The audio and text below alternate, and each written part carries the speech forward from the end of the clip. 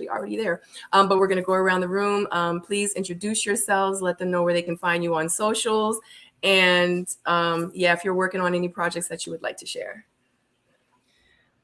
Hey, it's me, your girl Jay, from another round. I am currently back doing different lives, reviews about Radio Love. Of course, just my opinion, not all the time the full episode breakdown, but just my opinion on things I see. And yes, it's been a lot going on. So y'all can catch me over there another round, IG underscore JS, and on YouTube, excuse me, another round, one word. What's up, everybody? Tyrone from Ready to Love DC. You can catch me at Tyrosin21 everywhere. I was, doing reviews for the show, but I think I'm just going to stick to the panels for now. Kind of losing my motivation. Like, it's just kind of went in a different direction. And I just kind of lost my motivation to do the reviews. But I'm still watching the show. I'm still seeing things. I'm still going to continue with the panels of just kind of working on some other projects when it comes to video editing and, my personal life and blogging and things of that nature. So actually catch me tomorrow night, same time. I'll have, so far we got PO, J-Dub. We're going to have some mental health topics. So that should be fun. We're going to try to continue to do that every Wednesday night. So, thanks for the support, and let's keep it going. Yeah. Thank you guys for that. Okay. All right. So, like, we were talking backstage, and it was just so good backstage. I was like, we need to talk about this on camera. I was like, we can't keep talking about this behind the stage. So it's a lot that's going on, guys. So shout out to you guys in the chat. I love you guys. Y'all always show up for us. I appreciate it. Thank you so very much. Make sure you click that like button for the support. And if you are new here, don't forget to subscribe. If you have not already, make sure you click that black notification bell. So every time I go live or put up a new upload, you will be the first to know. All right. So it's a lot going on. And I feel like that we should address it. I mean, it's Ready to Love. It's going on real time. I hate to say it. I watched this episode and I almost fell asleep because I'm tired. I had a long night and I worked all day. And I really was trying to get my notes together. I was trying to do what I had to do today when I got off work. And I literally was sitting there and I was on my bed and I started to nod. This episode just, I don't know. I just feel like right now, like with the castmates, social media is just pumping. It's just not, the episodes just wasn't, yeah. So, but we're going to discuss it because I feel like we're going to kind of go through the episode really, really quickly. But I really do want to ask you guys' opinion on what's really going on because it is a lot going on social media. With Kat and with Janelle and with Habibi. And I just got word about Red and his stories and the stuff that he's doing. And it's a lot. Okay. What y'all want to do? Y'all want to? You the host. Where we gonna start? I know, but I want, but y'all are a part of this. There's no I in team. There's no I in team, and y'all are part of my team. So I'll just say this, right? I think from the very first panel, my very first thoughts about the show was I feel like this season is going to be very entertaining, right? And they have not disappointed so far. It's a very entertaining show. Of course, we wish the best, for them all. It just so happens that I don't know. It just seems to taking a turn for the worst, on a personal level outside of the show, and that's something that we never wanted to get to. You know what I mean? We try to preach love. I know they try to promote love and success for everyone, but it just seems like every now and again, there's issues with the family, and sometimes family fight and sometimes they don't. And this is just one of those times where, we got some family members that's not afraid to throw hands, that's not afraid to pull up, and the de-escalation is at a minimum. And it's just how it is sometimes. So hopefully it don't get too bad. But in the end, I'll still try to, be optimistic about how everyone's feelings, especially if we don't know the whole story. So that's all I got for that. Shay, you got something? Anything? Everything? Listen, I know in my big age, I should be above a lot of things, but my petty ways is here for all of this right now. That's how I. Jay, I was saying the same thing. Like, I am a peacemaker, but somebody tell me to pull up. I may just show up at your job, take a video of me sitting at your desk, and send Yeah, it to you. Like, it was an I'm invite. just You saying. invited me. You invited me. I took you up on the invite. So yeah, I'm just trying to figure out how we got here. That's what When you figure it out, you let us know. Good. that's what I'm just trying to figure it I'm out because slow for I'm just that like point. at this point, I don't even know how y'all able to talk so much, and it's kind of disappointing because now we can't focus on the show the way we should be right now.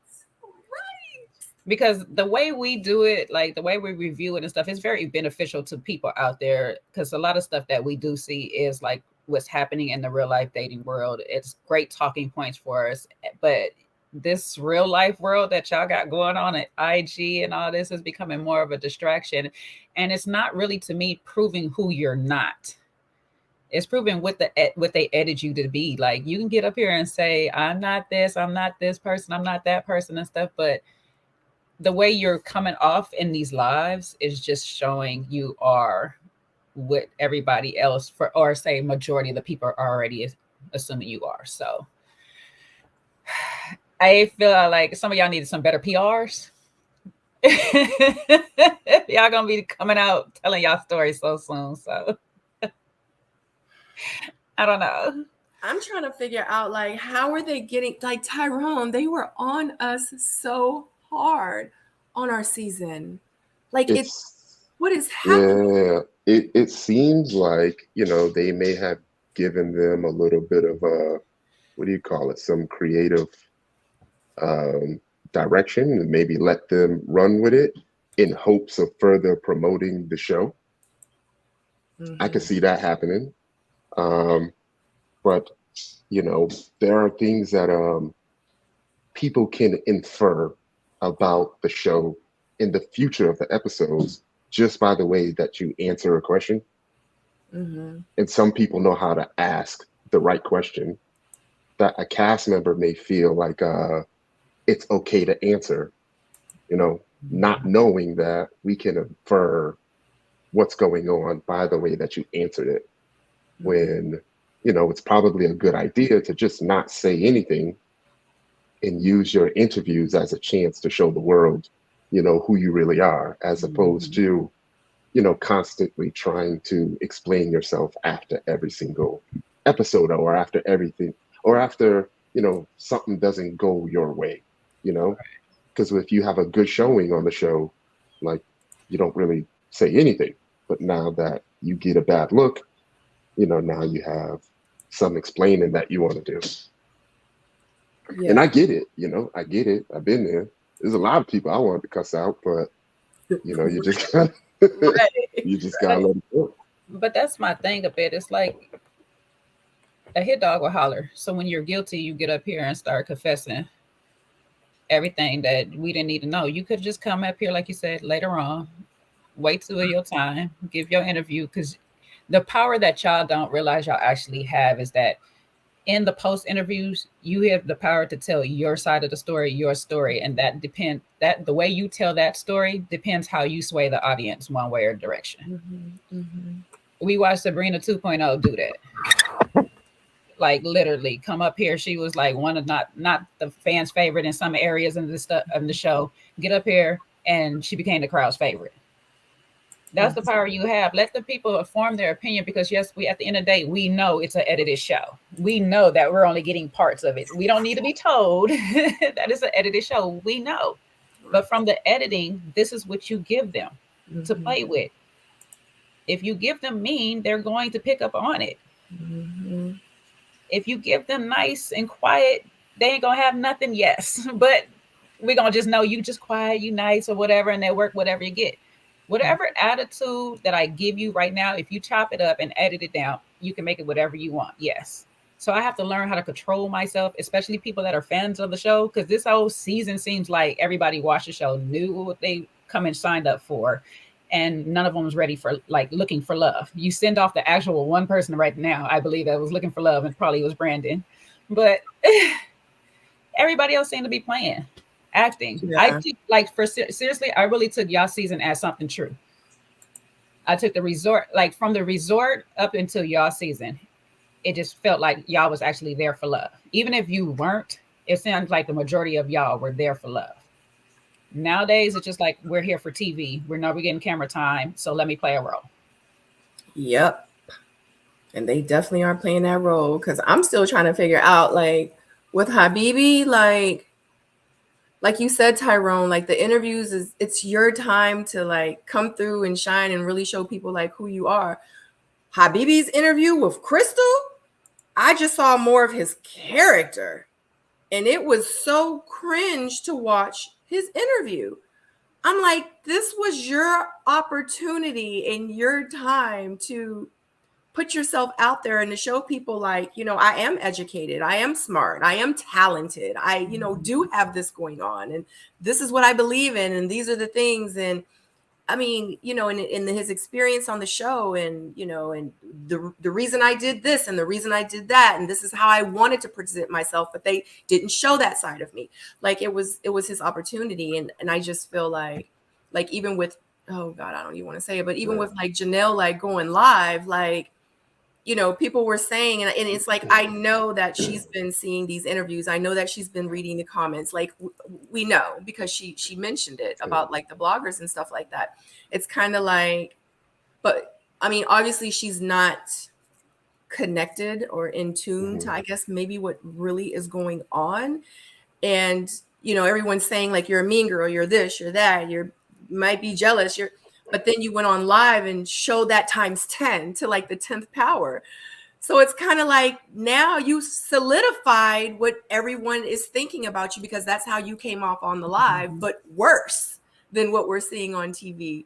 So, it's like now you personally have painted this narrative about yourself.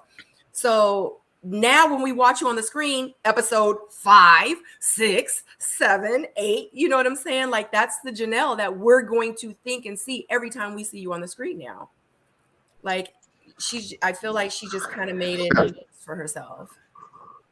Yeah. I only caught maybe a minute or two of the Habibi interview, but I heard Crystal had to give a disclaimer, and if Crystal got to give, a post Oh my God. Yeah. presser explanation, then it went horribly wrong. Um, just watching the show again today to review, and after seeing a little bit of Janelle's live, like it's hard not to see that coming out on screen. It makes it really difficult to see, to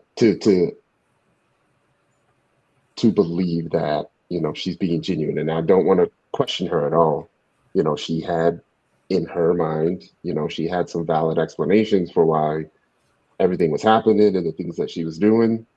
And if you listen to her, it makes sense from her perspective.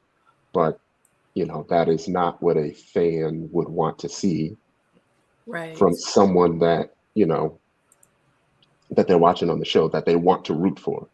It makes you not want to root for you. Exactly.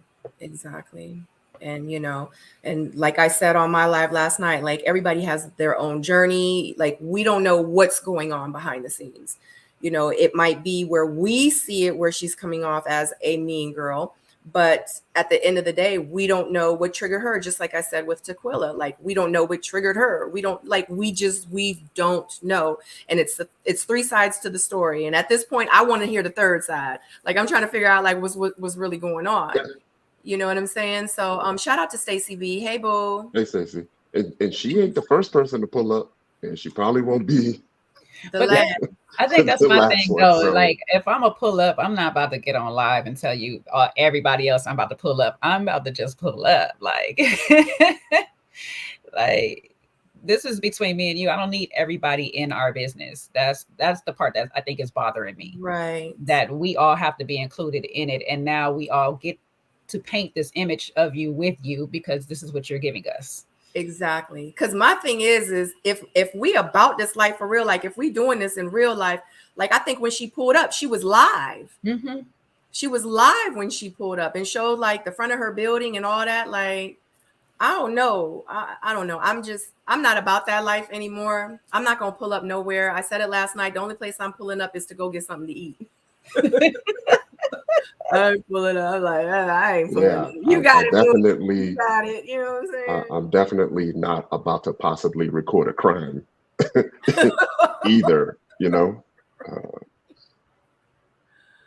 Yeah. Oh my God. Shout out to Aries. Hi, Aries. Thank you for Hey, joining. Aries, and Always whoever support. else, Thank you, anyone Aries. else Love in the you. chat.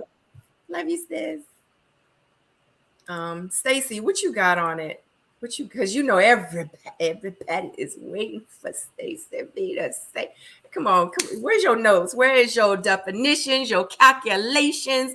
Y'all, you know they ready to hear what Stacy got to say. You got some pull-up She got her statistics. pads and pens. Ready.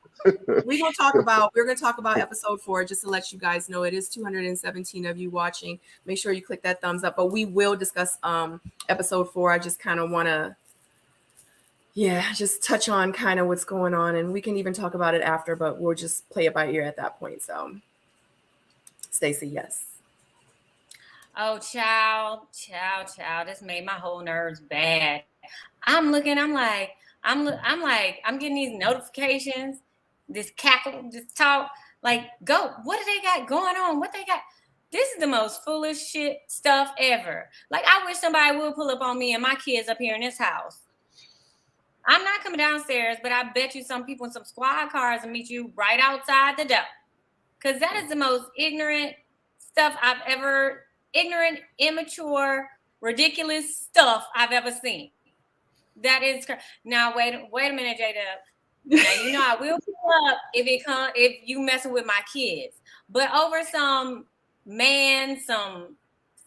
because after all that, Ty, I was like you. I went and rewatched today, and if you look when they were speaking on elimination, who's number one? Coincidentally, Kat's number one was old girl's number one. Was Herbert. I said, oh, this about a man. This about some men's. Really? At your big grown age? I was so disappointed. And then I was triggered, right? I was triggered. And then I was like, well, is she trying to trigger me to sell some t-shirts? Some Mean Girl t-shirts? Because I can't entertain this foolishness if this is a ploy just to get some attention, just to get some sales, because then it was making Kat's page look a little more legitimate about being a hustler. But I mean, I ain't here to throw shade at either woman because y'all know I be liking everybody. But I was triggered. She triggered me. And I was like, you know what? Tequila ain't looking so bad. Maybe Tequila really had for when the pop-off happened. When the pop-off happened, we were 4 days into filming. What type of personality was she absorbing? What type of experience was she having that 4 days in, this is how she popping off? I was 2 minutes into the live and I was ready. Yeah, made my nerves bad. I almost want to say Tequila started that. I almost want to say that. But you can't, because now somebody's showing us their true colors for real. We had an unedited version of Janelle, baby. Unedited. Go off that.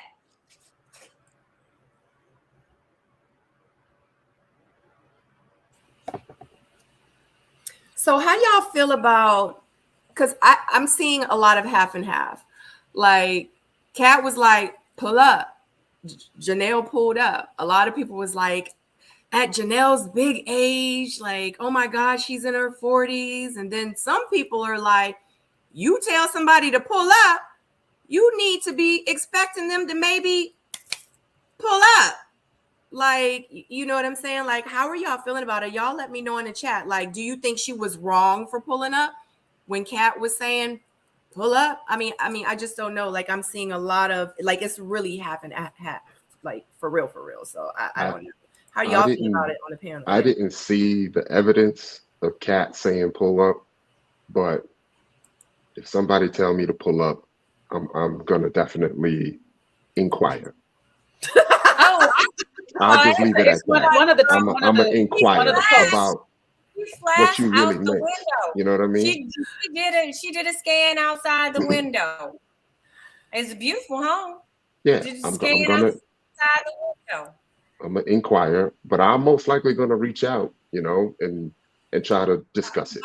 Bro, let's have a moment. Your car. Let's talk. You got an issue with me? Let's talk. I would try that first. I probably wouldn't even let it get that far. But if it got past that and they requested a pull up, It's an like invite. I said, I will most likely see what the result of that is going to be. It's an invite, and I don't promote violence. So I'm going to say this like this: in the world that we live in right now, you taking a chance. That's all I'm gonna say. If you accept that invite, you're taking a chance. Because if a person is just as about it that you pulling up is just about as waiting on you pulling up, you're taking a chance.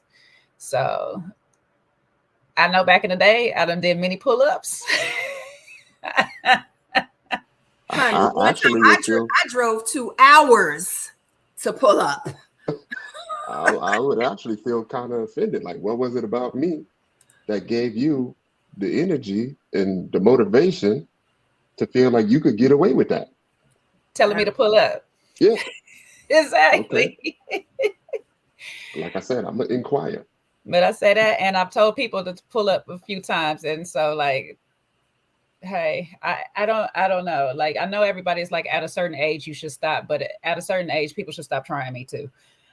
Yeah, and how my parents say you're never too old for an ass whooping. I seen that across the board. Like, I don't care what age you are. If you want to go there, we might go there. Now, if I get my butt whooped, that's what it is. But I might be back to try again. Yeah. And like J Dub said, like you know, that's why I try to avoid it, because violence for me is different. Mm-hmm. Plus, I'm binary, you know what I mean? So it's either on or it's off. It's either gonna end very, very bad or nothing's gonna happen at all. Like, it's really hard to find an in between. Mm-hmm. You know, we're not pulling up to be nice. Well, we see your shoulder work, Ty. We know you got that business over there. I don't know. When you just say pull up and she did, that's kind of a code word. If you say let's talk, can we meet somewhere? I would take that more as we trying to work this out, right, or something. But when you say pull up, it's the energy behind that. And if we've been going back and forth already for a period of time, and then you hit me with a pull up, like, I'm already aggy. Why would you tell me pull up while I'm mad? Like, that's. So, is there clear evidence of her saying? Yes, it is. There's one of them. I'll see if I can send it to you, but there is one of them that actually says pull up. Yeah. Like, we need timestamps. Yeah, I mean, but there are, like, I have all the screenshots. Yeah, like, there's one of them that literally says pull up. Yeah, like, next time at me, because it started on Twitter. And from my understanding, Janelle was actually like being nice to Kat, like, because she has a clothing line, from my understanding. And she was like, if you need some pieces, like, I got this piece, I got that piece. And I think that's what Janelle was saying too, was she didn't realize and understand, not realize, but she didn't understand how it went from like 0 to 100 real quick. And then she like went for her on Twitter, and she said somebody like sent it to her or something. And she was like, why is Kat like coming for me like that? You know what I mean? Like, when I was just trying to be nice to her. So I don't know. That's why I said I need all the sides. I need all the sides. Ooh. But anyway, y'all have anything else to say? And I'm sure throughout our review, more stuff will come up. Jay, what you was about to say? You was about to I say just hope they can just like really work it out. yeah, that's how I feel. Yeah, like it's serious because you guys, when I really watch out for the majority of you guys are really a nice little family and stuff. And so it just kind of sucks that these groups and clusters are getting bigger and bigger of people that don't F with each other. Mm-hmm. So it's just Can I like, say something in honor of Ty and Jay? Go ahead. And go ahead and their pull up abilities. Pull up on me. Pull up on me. Pull up on me. Y'all know the little boy? Loved it. Yeah. You're not getting that reference, Ty? I got it. I got it. I just think it's every cast, I feel like they have if they stick together, they have the ability to do something special. You know what I mean? But once you start breaking up your cast into different groups, it makes it really harder to accomplish things. Like imagine like if they all worked together, they're the new fresh faces right now. They could promote everybody's business, everybody's clothing line, everybody's everything. It don't work because I tried it on our season and they laughed at me and then they talked behind my back and they tried to get me eliminated. So one thing I've noticed of groups more than like I'll say groups of 10, you need a teacher or a basketball coach. You need some type of coach, some type of leader that's up in there that's not a part of the group, but is part of the group to like guide y'all into y'all positions because group clusters of 5 or more is just it's always room for disaster. Like you need less than that many people to move around. Like the more people you start moving with. right. But and the thing too is my thing is you never know who really is about that life. Yeah. In real like it's some people out here that's not really rap that tight and don't have nothing to lose. But that's what I'm getting from this.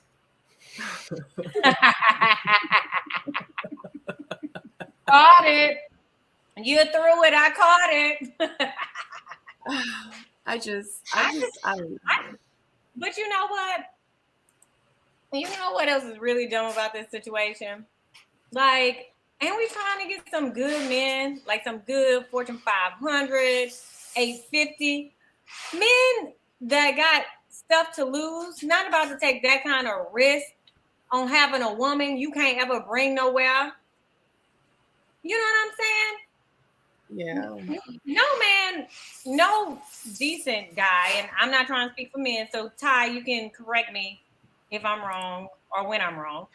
But I just don't see a man who has so much to lose willing to risk everything on somebody that he doesn't know if this is an A day or a B day for them. Yeah, is this going to like, cost me 500,000 or is it going to cost me my company? yeah, it's like it's good to know you can fight. It's good to know that you would fight, but I don't want you to fight. You know what I mean? Unless I'm getting jumped, then by all means, try to jump in. But other than that, call somebody. There's no need for my lady to be fighting, arguing. It's just it's not a good look for me. For me. And, I actually had a date where someone said, yeah, me and my girls, we still throw hands. And I'm like, I'm a grown ass man. Like I'm 40 you years old. What I told look me like? about that. Yeah, Yeah. what I look like That's so fighting crazy to me. or breaking up fights. Yeah. Nah, I'm good. And I might not But break up a privately fight though. because always the people that's breaking up fights, those the ones that get hurt the most. So I might not even break it up. I'm gonna just call the people on y'all. Boo. I don't worry. Speed dial. Call the people. Don't involve me. Call. Report it. Yeah, they said that she told Janelle to pull up in 5 minutes or something like that, and they said she got there in 4. She about to Why somebody said who car she got there in? Yeah, they said because she was saying, Kat was saying how Janelle She don't have no car. She doesn't have a car, and she was like, "What you gonna do? Are you gonna Uber here or something like that?" But Janelle said in the live, she was like, "Yeah, and I didn't Uber. Like I pulled up in a car." So, did she say a car or my car? A car. She said a car, but still. So are we talking about like a car, a friend's car, or like a Lyft instead of an Uber? Yeah, well, she says she don't have a car. She says she don't need a car.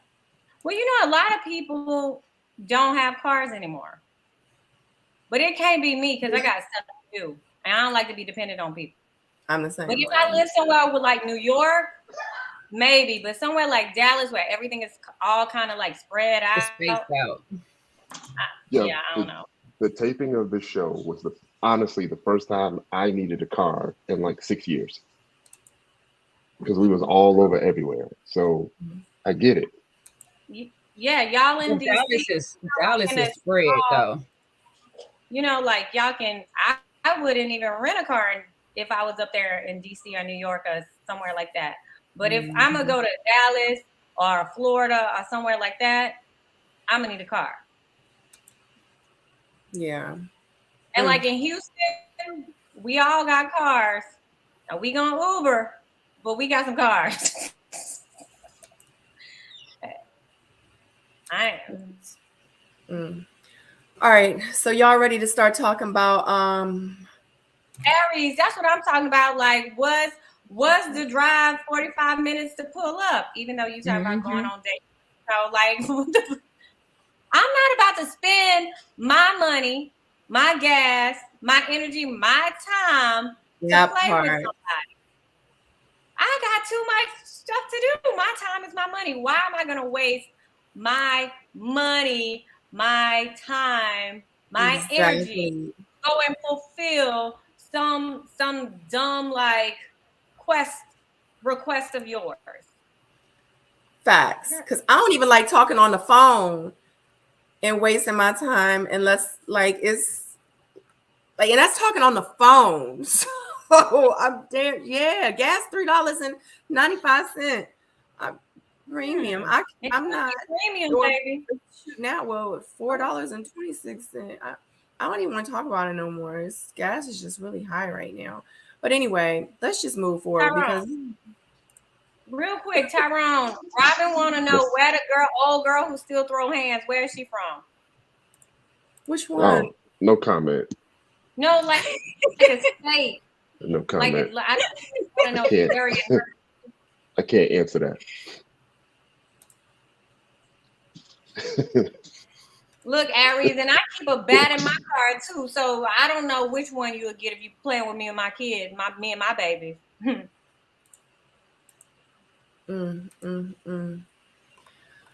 All right, guys. Oh my gosh. All right. We're going to get into it. This episode of Ready to Love, which is episode number 4, is called Black and Beautiful Hold Down. Okay. Holds me down. Okay. Hold me down. It's Leo season, y'all. Y'all got to forgive us. Oh my God. It's Leo season. Can we talk about that for a minute? Right. Let me ignore y'all. We got to annoy y'all right now because it's our season. Y'all got to let us in. Let us in. Thank you. Ty. Fix your face, okay? Fix your face. This is a happy time in life. God did his thing. God did his thing this time. Yes, because in 19 days, a queen will be born. Okay.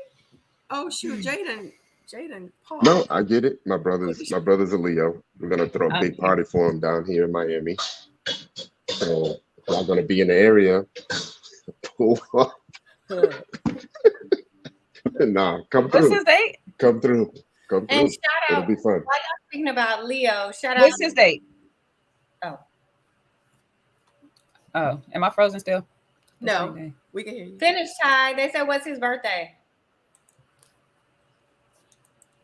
The 15th. Oh, I was like, it's Ty frozen.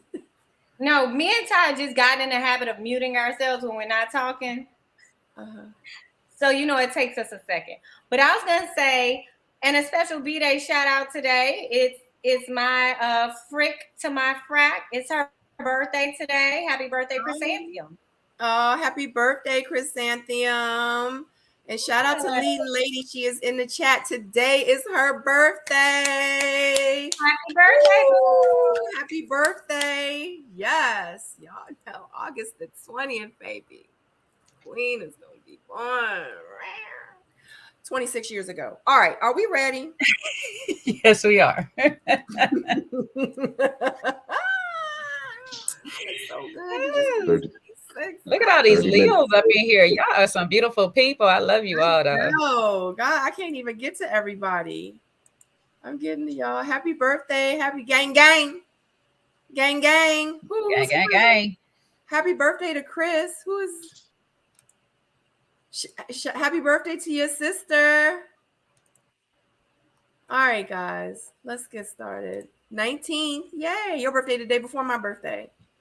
All right, guys. I wonder what I'm going to be doing for my birthday this year. Y'all give me some suggestions. Okay. All right. So this episode, where we at? Oh, I like it like that. I like it like that. What y'all think? Y'all like it like that. I like it like that. That's what she said. Tell us more, Ty. Tell us why. No. We gotta focus, y'all. We gotta focus. Okay. All right.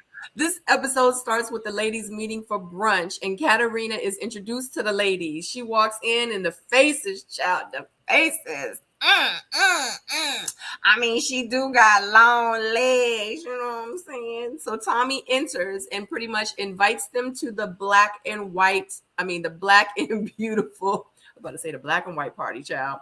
The black and beautiful hoedown. So Tommy did mention that, he did like have another curveball, which was Chris. And some of the ladies was like, Chris, I ain't meet Chris yet. But yeah, some of the women definitely seemed like they were in their feelings when Katarina walked in. How did y'all feel about the response that she got when she walked in, that the response that they gave her? At least Unique went on the green screen and was like, she is beautiful. She's gorgeous. She has long legs. Like, she is somebody that, what I'm saying, I'm feeling a type of way about. At least she was woman enough to admit it. You know what I mean? So, but anyway, how y'all feel about that? I mean, it was a little bit there, but I didn't think it was that bad. Like, I think, did you see the reaction when Chris walked in? It seemed a whole lot worse than when Kat walked in. Like, it's a new person. You don't know what they're going to do or what they're going to say. You're on set and you're seeing a stranger. And plus, she is really, really tall. You can tell from the picture. She's beautiful. And it seems like they was just kind of like wondering what she's going to do or what she's going to say. Because at that point, they have no clue, what's going on or what it is. Because as far as, we know that a curveball is coming, but they probably don't know when. So I didn't even think it was that bad,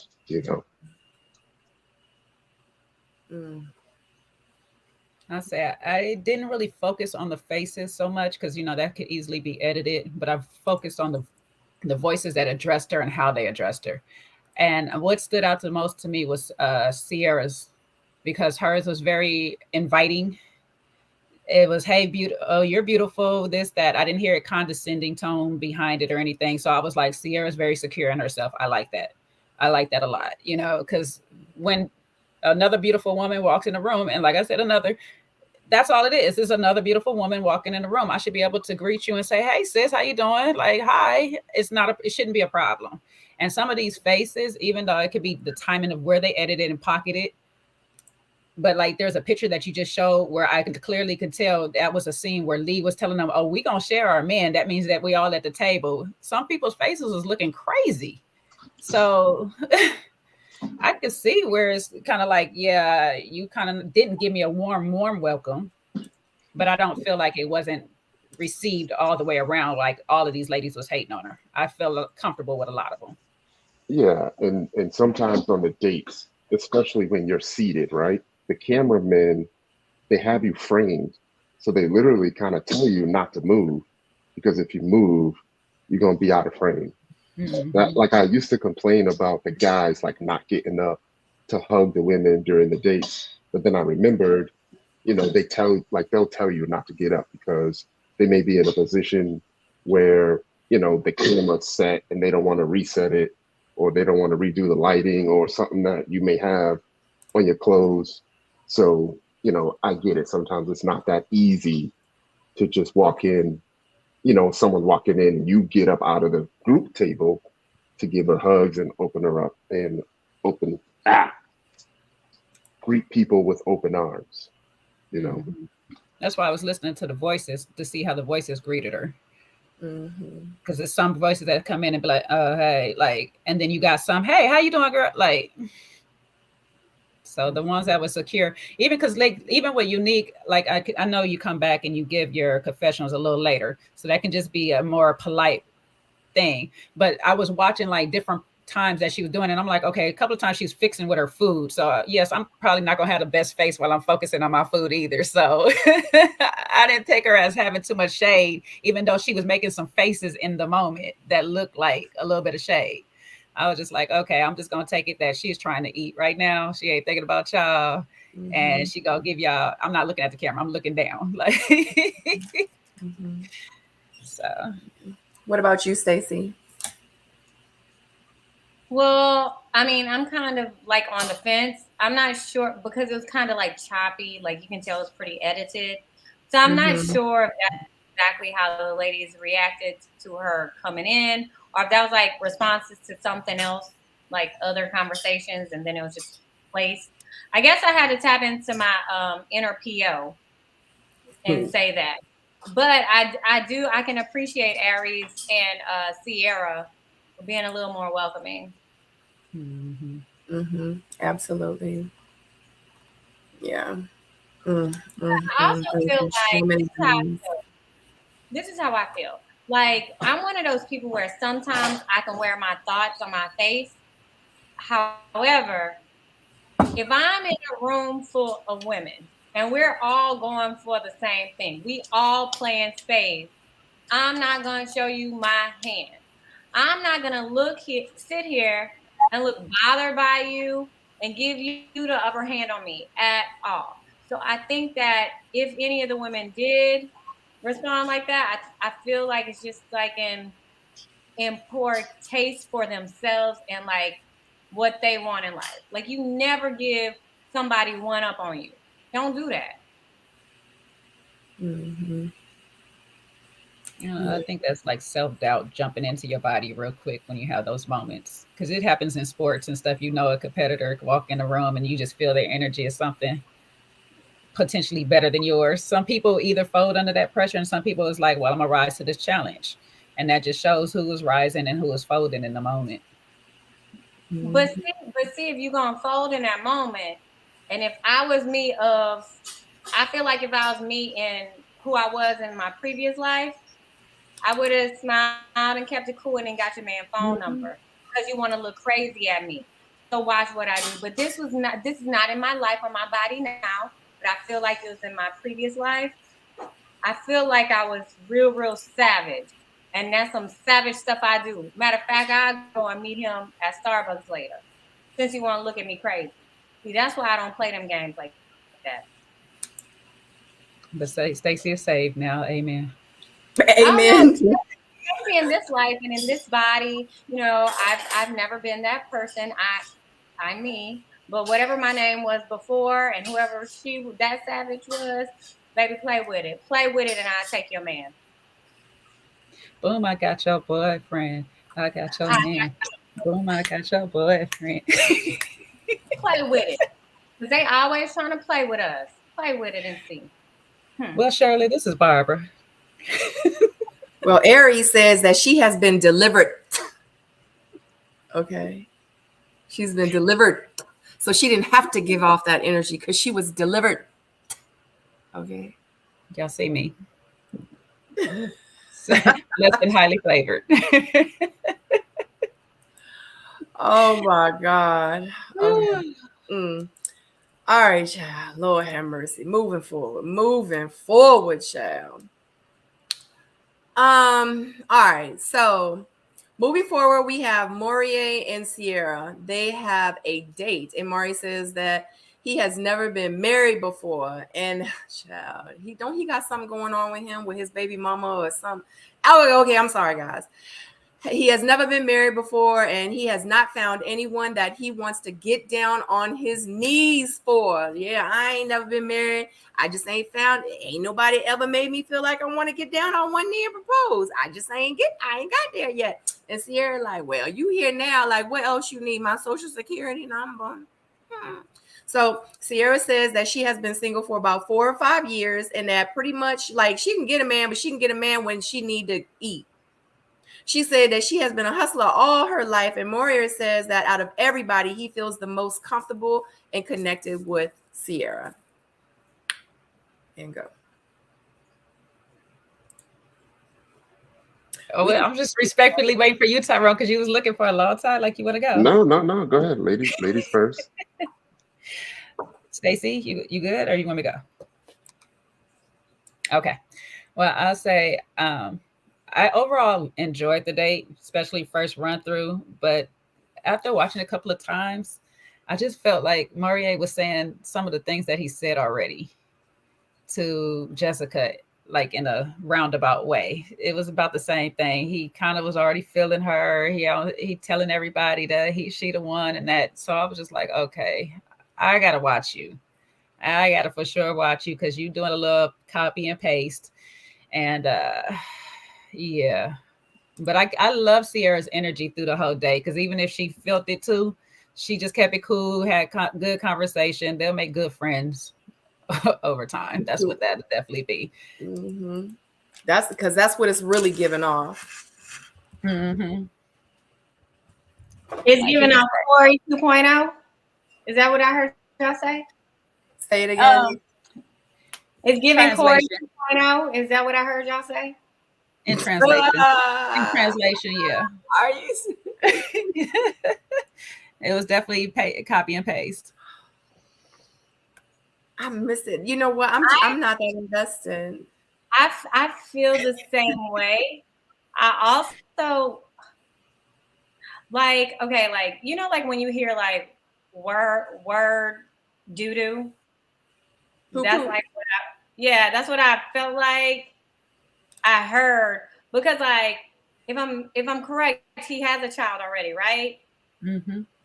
But then he's like, oh well, I want to have this image and get married, and I want to wait until I'm married and do this and that and the third. I'm like, but you already got a kid. Like, you can't wait until later to be who you need to be today. I don't know. Like, it was just like too many words for my day.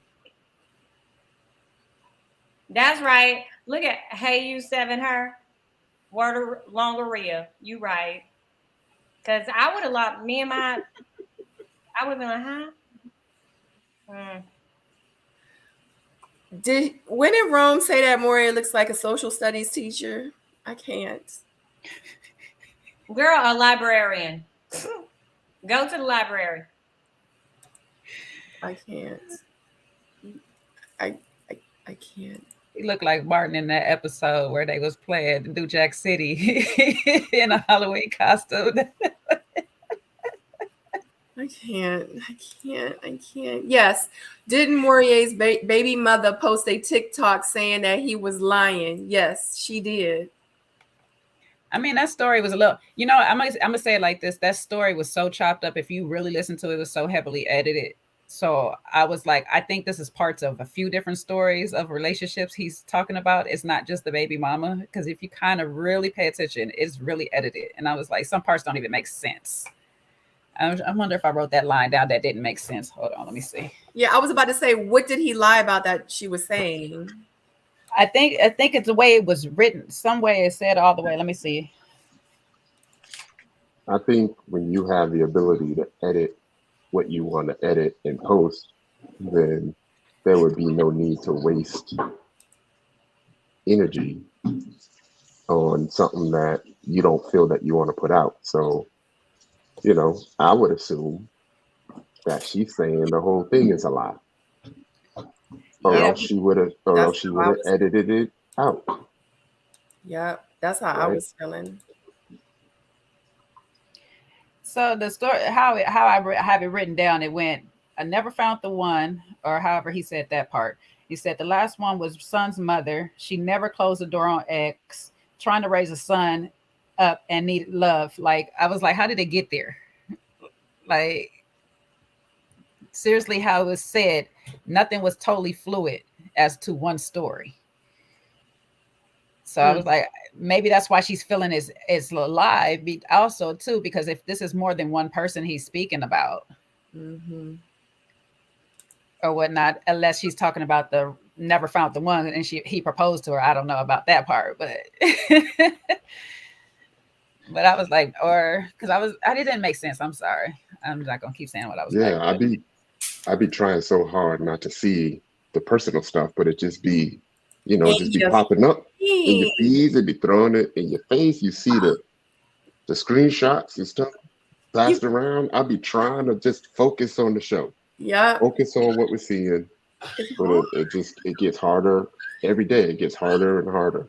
Every day and every season because it's hard for us to like review, and that's just what we do. Yeah, We review the show. Like I want to talk about the episode, but now we yeah, talking about his baby mama on TikTok. yeah. Like, how did we get here? But I'm gonna tell you. Okay, here's the thing. If you're trying to see who a guy was to his ex or what kind of father he is, and we're gonna just say, I'm gonna put it at a 90% of the time. If you see it, you will never see a happy baby mama dogging a good father.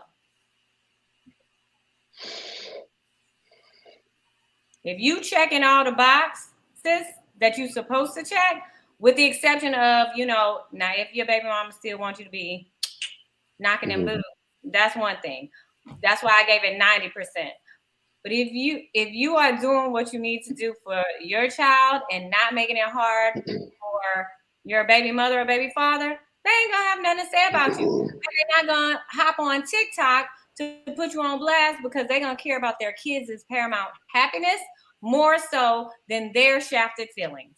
I think it's incredibly tacky as well for her to be on TikTok well, I dragging don't his. know but because how he's saying it is how the story is edited, or how he's saying it is that she was still messing with her ex. So you can't Oh just be well, she telling me probably what I was was doing. defending herself. Yep. You can't be telling me what I was doing and me not be able to tell my story. And I'm not on contract not to be able to say anything. So don't lie on me. So I get her on that. I still don't think you should go on TikTok with all your business, but Right. be on a I public understand platform her feeling shaming the her need. though. Yeah, I can understand him feeling the need to defend herself, like her history. Like you got me out here like I'm a cheater. Nah, sir. You know what I mean? But other than that, like I say, uh, a happy baby mama, a happy baby, they're not gonna be doing all that. And I know that where I'm at in my life, I want somebody that's as good of a father to their kids and treats their children's mother with respect to be a part of my life. Because I don't want your baby mama unhappy. So I need you to get her happy. I will say that Without, part. I do pay attention to how people talk about their exes though. So even baby mamas too, that's a person that's still in your life. So the way you talk about that person lets me know how y'all relationship is and how y'all treat each other and how you treat your child. Because you shouldn't talk bad about a child's father or mother in front of the child. And if that's what y'all own, Yeah. So what I was gonna say is, um, I liked Sierra's energy. I felt like she was at least open, to hearing everybody out, from Habibi to Herbert. From what I'm seeing, from what it's looking like, you know, even from day one, I felt like a lot of people were choosing really early, and because Sierra is kind of giving Maurier some play. And I'm sure, he's had the very first day, he's had the brunch, he's had a couple dates, you know what I mean? So he's kind of looking around, checking his stock. And what's going on, MC? I don't stop in my tracks. Oh, hold up. You got me next to this beautiful lady. pass it on, sister. Pass on the glow. I really wasn't trying to come on here, to be honest with y'all. Oh, I love you. Thank you. I was like, I need to save it to the end. I'll be in the chat trying to be respectful because I'm like, I ain't trying to get into it, but we ain't gonna let you do that. We love how classy you are, so we gonna keep you clean. Yeah, that's right. We would never set you up for failure. Yeah, thank you. We already know how it go. We know. I know. Exactly. Wait. Hold on. I also want to introduce Kool-Aid Smile. Kool-Aid Smile has entered the building right on Tyrone's face. He could look at. I'm looking around like where. Kool-Aid No, Man. I said it. I don't lost my train of thought and everything. I don't stopped in my tracks. Okay, I'm good. Let's get it back together. I'm good. Those shoulders are shouldering Tyrone. Yeah, well, yeah. It's the only look. Yeah, like this is the only kind of pulling up I'm doing. Baby, did it take you 45 minutes to get here? I noticed you got here late. Did you ride to this show via Uber or Lyft, or did you use your own car to come with us here on? You know what? Tonight. Me and the boys just landed back from DC. We were in DC this weekend. I saw Kojo and Sean and Phil when the first night that I got there. So,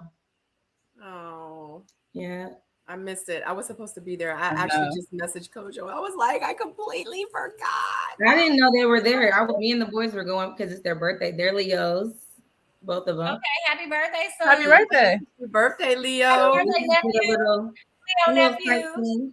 Yes, we just did a little sightseeing, did the African American Museum and all that kind of stuff. And then I saw that when I was on Instagram, I'm like, wait, y'all are here? Hold up. I just pulled up. I pulled up. Right. But yeah. That's the good pull-up style. Yes. Yeah. Pull up the food, pull up the drinks, pull up the party. So I mean, because you already know. I mean, we know that you can't talk much, but how are you feeling about what you're seeing on TV thus far? On TV, I feel like, it's a lot of editing as far as cutting out things. I do feel like you're getting a good gist of who people are, although there are things like, you got 14 hours and you get 40 minutes.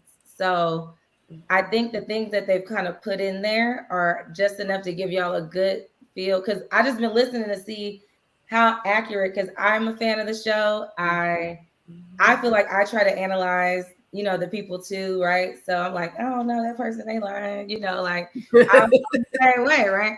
So obviously coming in and I'm like, okay, let me see who all these people are, like I know it's a game show as well as a dating show, right? So I feel like what they've shown on TV has given just the right amount of each person's personality, and like kind of how it really was in this experience with these people. So yes. In real life. I was gonna say this. I'm 44, so I've been around the world and I've been through in and out of girl groups and learned how to navigate that kind of space. So coming in, I knew that I'm not trying to be friends with these girls. I'm just going to be cool and cordial with everyone. Even with whatever beefs are going on, I don't take sides. I'm very neutral. That was my thing with the ladies, because I really don't care. I'm here to see what these dudes talking about, right? So I was very focused on my connections. I was very, I didn't even talk to my connections about my other connections. I didn't talk about no dates. I don't care. I'm not asking you no questions about what your dates were, who you were. I don't care.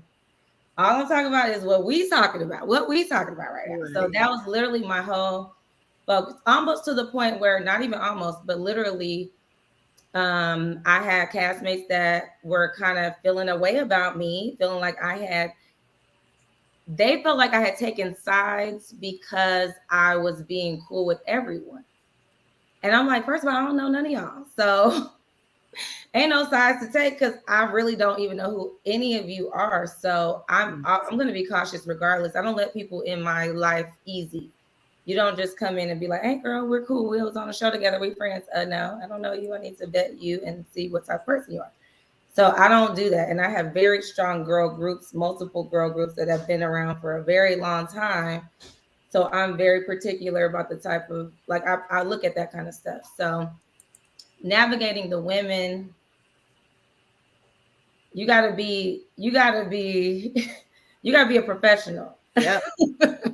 As y'all can see this week, you got to be a professional to navigate a space like that. And I didn't have no drama, so that's all I got to say about that. I didn't have no drama. So one of our chat members, shout out to Win and Rome, wanted to know, did you go to the dungeon? Did you see the dungeon? Heck no, no. I ain't trying to see nobody dungeon. I'm not trying to know. But and the thing was, look, I talked to all the guys. Like I was cool with everybody.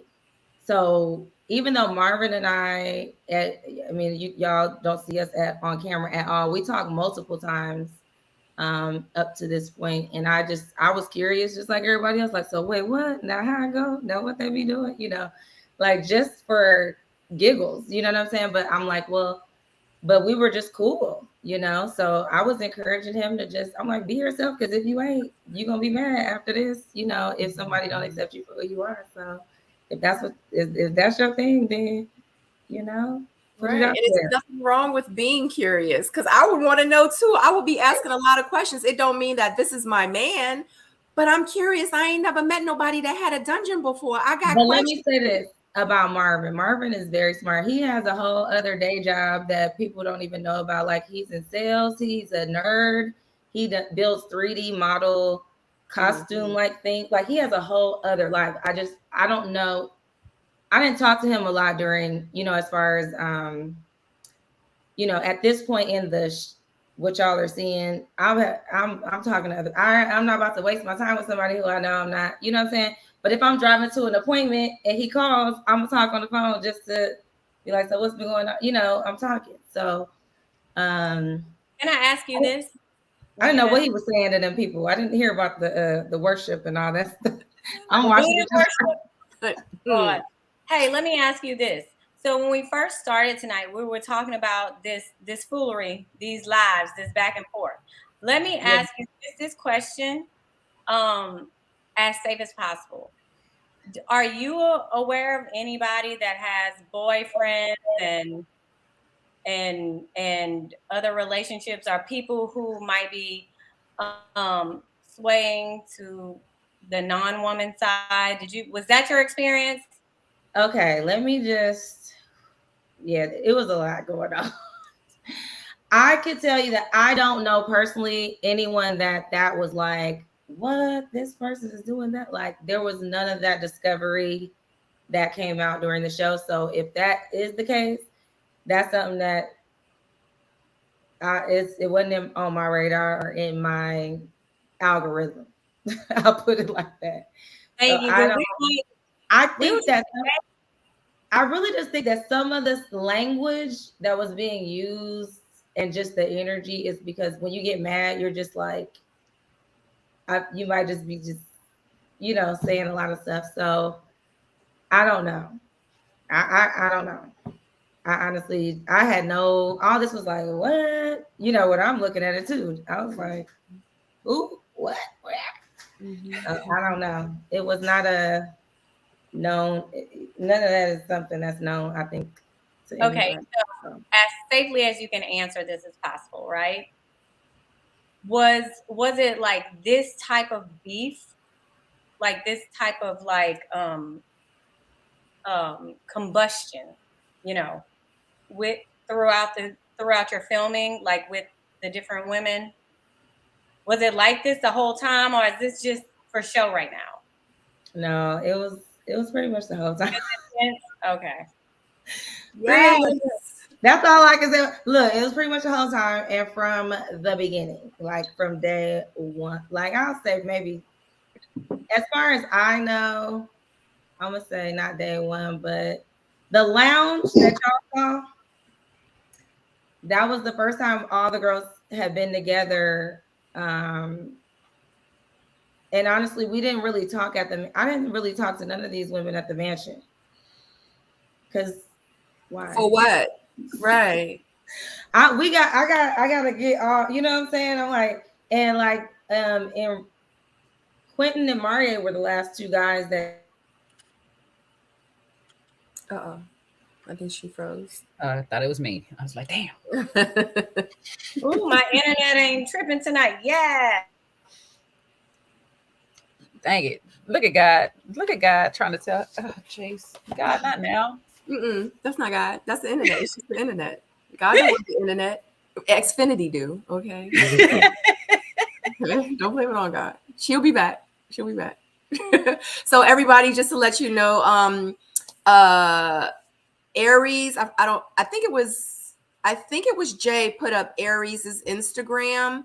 Yeah, So definitely follow her on Instagram, and you see on the screen, Crystal Lynette. Shout out to Crystal Lynette. She is one of the panelists. She's not on with us tonight, but she is, and she also has her own YouTube channel. But she did put up Aries' podcast on YouTube. It is called Bold Black Girls. So definitely. Okay, we're gonna get rid of this one. Yep. So Okay.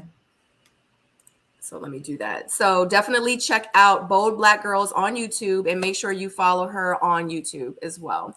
And yeah, but what were you saying? Yeah, because you were saying something. I was just like, I really wasn't trying to connect with the women.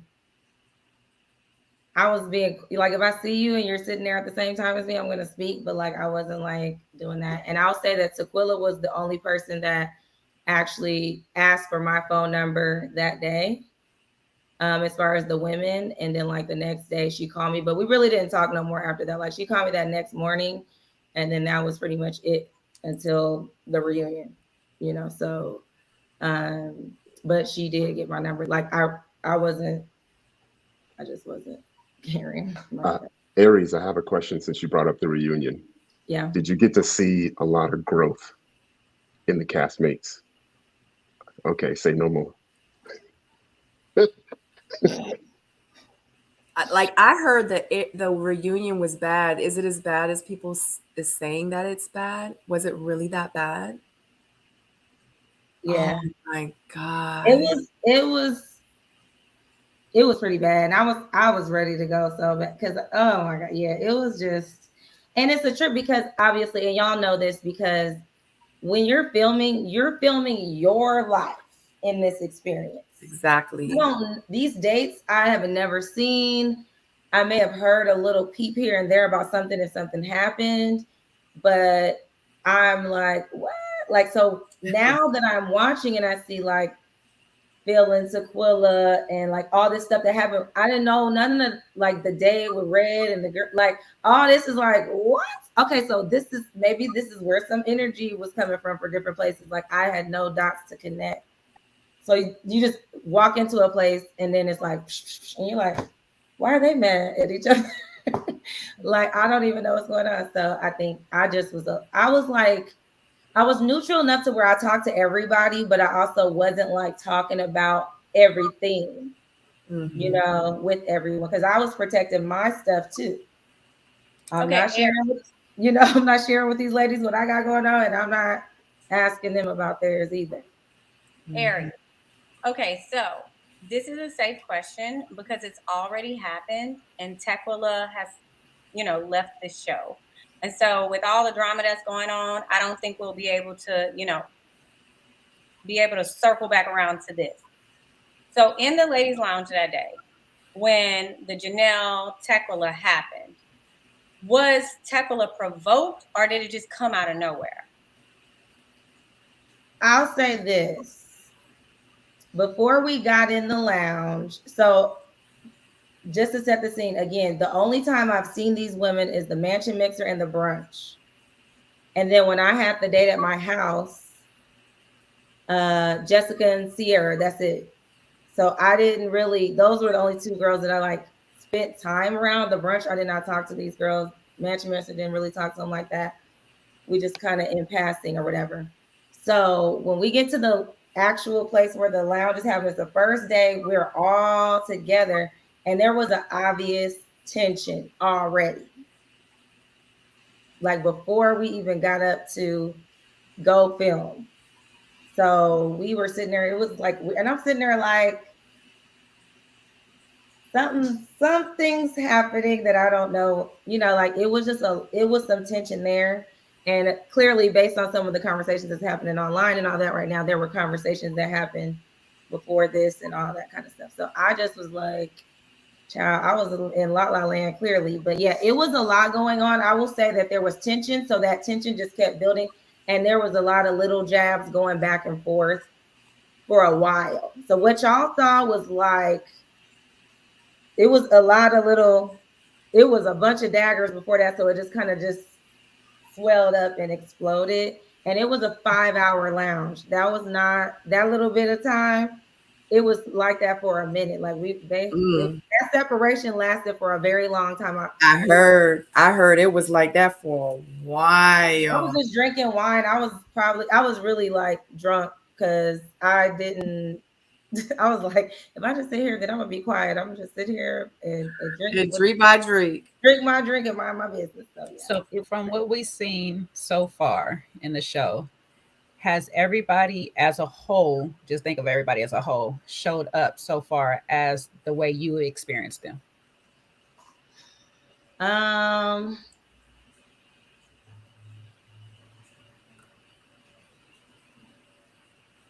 Pretty much. I mean, I think it grows over time. Like you'll start seeing more of people's personalities as we continue to go on. Because like even with me, like I didn't get a date for a very long time as far as like a one-on-one date. So like I'm not in a lot of the scenes right now, because it took a while. Like I was asking for dates and I was just like, can I get a date with this person? I want to go on a date with this person. And they would be like, where is it at? So yep. I feel like this season they were trying to get some dates, like just trying to get everybody to talk to everybody, because there were things where it's like, well, why don't you have a connection with this person? I never talked to them. I don't know. We don't talk, I never talked to them. They're like, okay. So they wanted to make sure everybody had a chance to actually meet everyone and have some kind of time with everyone. They were picking up on who had certain connections, but it was just like, let's try to make sure that there's no excuses. So like Tommy's Choice, it was like, okay, these are people y'all have not said y'all had connections with or y'all talked to or spent any time with. So we're going to put these dates together. And there were dates they didn't show with other people that they haven't shown yet. They might show them later. I don't know. But there were other dates that were part of that didn't get there. If they have not showed it yet with the storyline and where it recorded, and if they've already shown stuff after that date that y'all had and they didn't show it, they're not going to show it. Okay, so they ain't gonna show it. They're not. I think I think your experience is pretty consistent. I know for me for a fact, like everybody when they're asking you, Stacey, who do you want to go on a date with? Like who's your top? Like who do you really want to spend some time with? Like with the exception of, I feel like who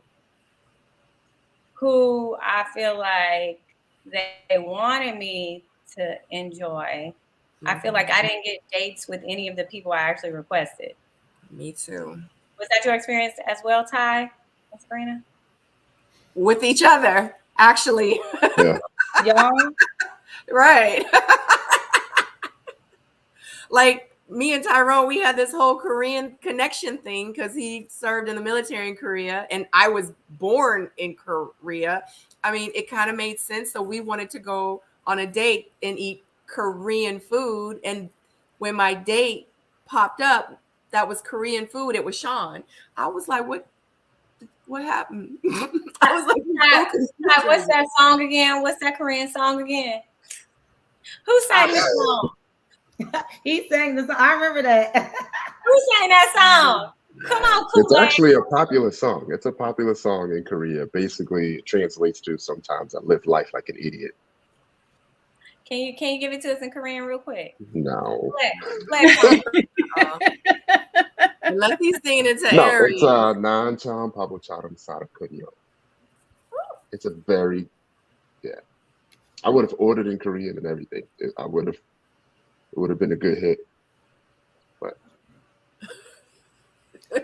Basically, I'm the most boring cast member, so y'all know. Y'all not Honey, gonna but get you a- know what? You You're not are gonna the get a lot out of most me. loved. Everybody loved, They are. especially on my channel. I can't speak for nobody else's channel, but on this channel, everybody loves you here. You are very popular over here. And we appreciate you for always being in the chat, being supportive. We appreciate you being on show on national TV and handling yourself as the woman and classy that you are, the queen that you are, honey, giving body and smile. Okay. Y'all gotta know this though. This is growth. Okay.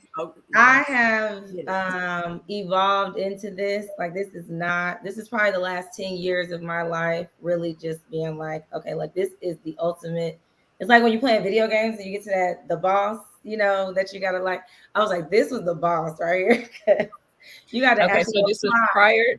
This is application prior or after the show recorded? No, because are we gonna get disappointed? No, I'm consistent. Okay, because I can't take too many disappointments in one season. Okay, like I'm consistent. I stay consistent. Here you go. I got 2 kids. I have a professional career. I have things that I care about. So I'm not gonna show my ass on TV. That's not happening. My mama live right around the corner. She would be right here, ready to get me. So no, I'm not gonna do that. Yeah. Yeah. Absolutely. And I live for it because I was just like you at one time. So it's like I completely understand. And I was on, okay, so she just mentioned the show Love on Stage. So that show is on an app. So it's a Kev on Stage Studios app show. So unless you're a subscriber to their app, you wouldn't know about the show or nothing. But it's a virtual dating show that happened during like COVID. Mm-hmm. So it's like how I'm on with y'all. This is how our dates would be on StreamYard. And you do like 3 dates. And then you meet in person in LA and decide if you want to continue date the person. That's basically the show. Well, the person they matched me with, because you only get one person. That's it. The audience votes. So they vote for who you're going to be on the date. Who's your person? It was a Manosphere, Red Pill, Kevin Samuels dude. She said red pill. Whatever all those things are called.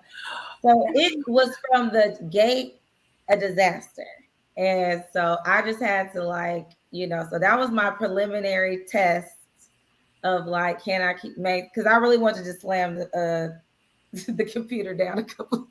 I'm not doing this. This is crazy. So yeah, so that was just like a baby step into what I'm dealing with right now. So April Gaines wants to know, you're watching the show like us in real time. Were you surprised at any of your edits? I mean, it's just clips of things that actually happened. So, the funny one that went around was me talking to Red when he asked me, was he attractive? And I will say that we had talked, it was other stuff we talked about before that particular comment, right? But that was my reaction for real, because I was caught off guard. Why are you asking me this? You know what I'm saying? Don't ask me that. Don't ever ask that. That's not good. So yeah, it just, and I don't want to embarrass anybody on national TV either. I'm not gonna say, you know what I mean? I'm not gonna be mean. So it was kind of I just had to laugh it off, and he laughed, and we just laughed it off, and it was over. I'm glad you brought up Red, because I'm curious to know, the edits for him right now is I'm the man in Dallas, right? So were you one of the ones that had heard? Have you heard? But did you hear of him? His name, his shows, him DJing. This what I'm gonna say, just to be safe, because I ain't trying to get dragged on the internet. But I did not know who. I know a lot of me and him actually have a lot of the same mutual friends as far as like the promoters and people who, that same scene. Like I'm pretty, I pretty much know the same people, but I had never heard of Red a day in my life before this show. But the people that I know him through that, so they knew him and stuff, but I was just like, I had never known him. So kind of like, I mean, I don't know who you are. I don't think anybody knew. So He's the king. You should. but he says that. That is his line. Like that is his line. I'm like, hey, if you don't think you're the king, who else gonna, nobody else gonna think you're the king.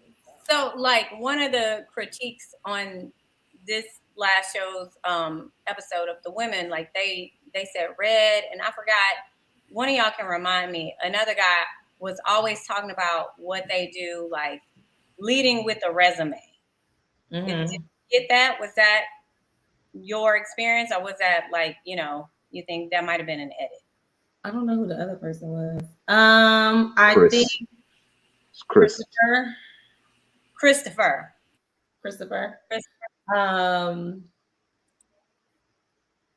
I mean, those are people's experience. That's what people were saying that, was happening. I think that when there's a point where, you're about to get voted, the girls are going to vote today. Everybody about to be throwing their resume out there like, so yeah, I'm a good person and this and that, they don't want to go home. So, yeah, that's okay. How they was. These folks are really like this. This is real. This part is real. But that makes me think, like, is the dating scene in Dallas about who can provide?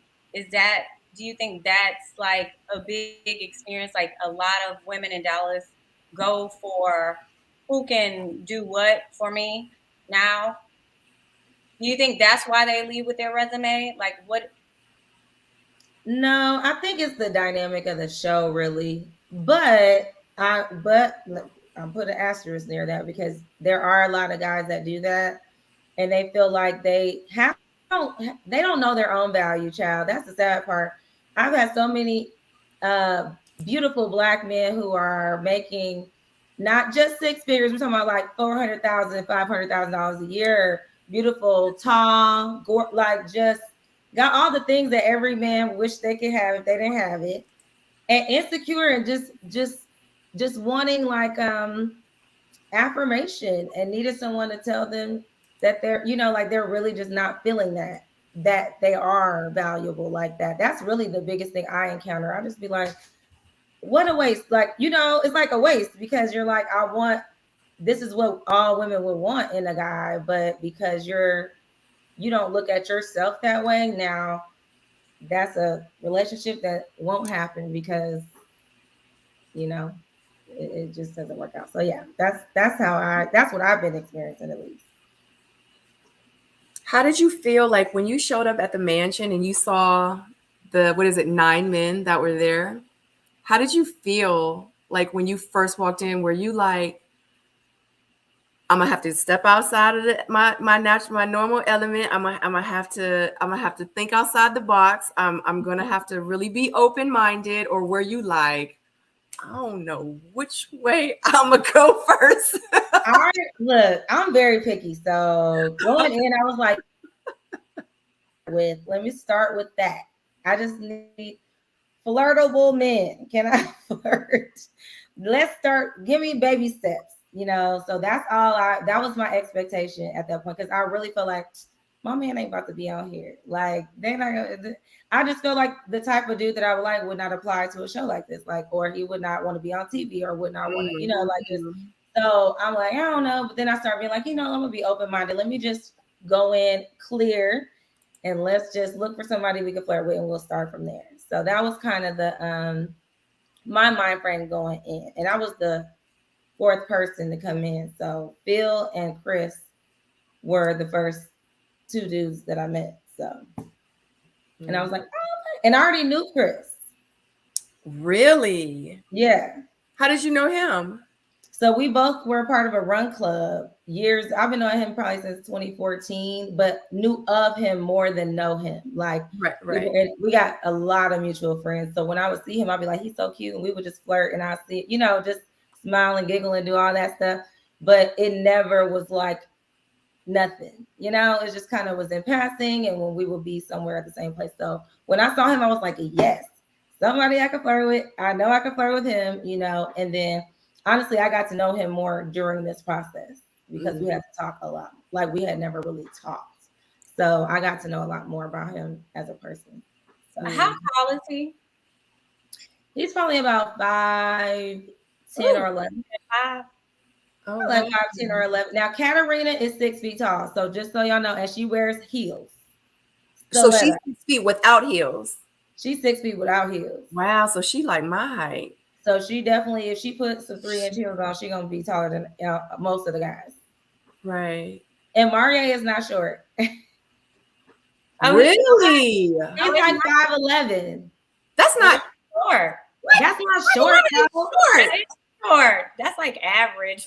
Y'all are tough. Y'all are tough. 5'11" is not short. 5'11" is short. But I'm 5'7", so that's not short to me. I'm 5'3", and I want my kids looking down at you. Y'all need to stick to the guys that y'all.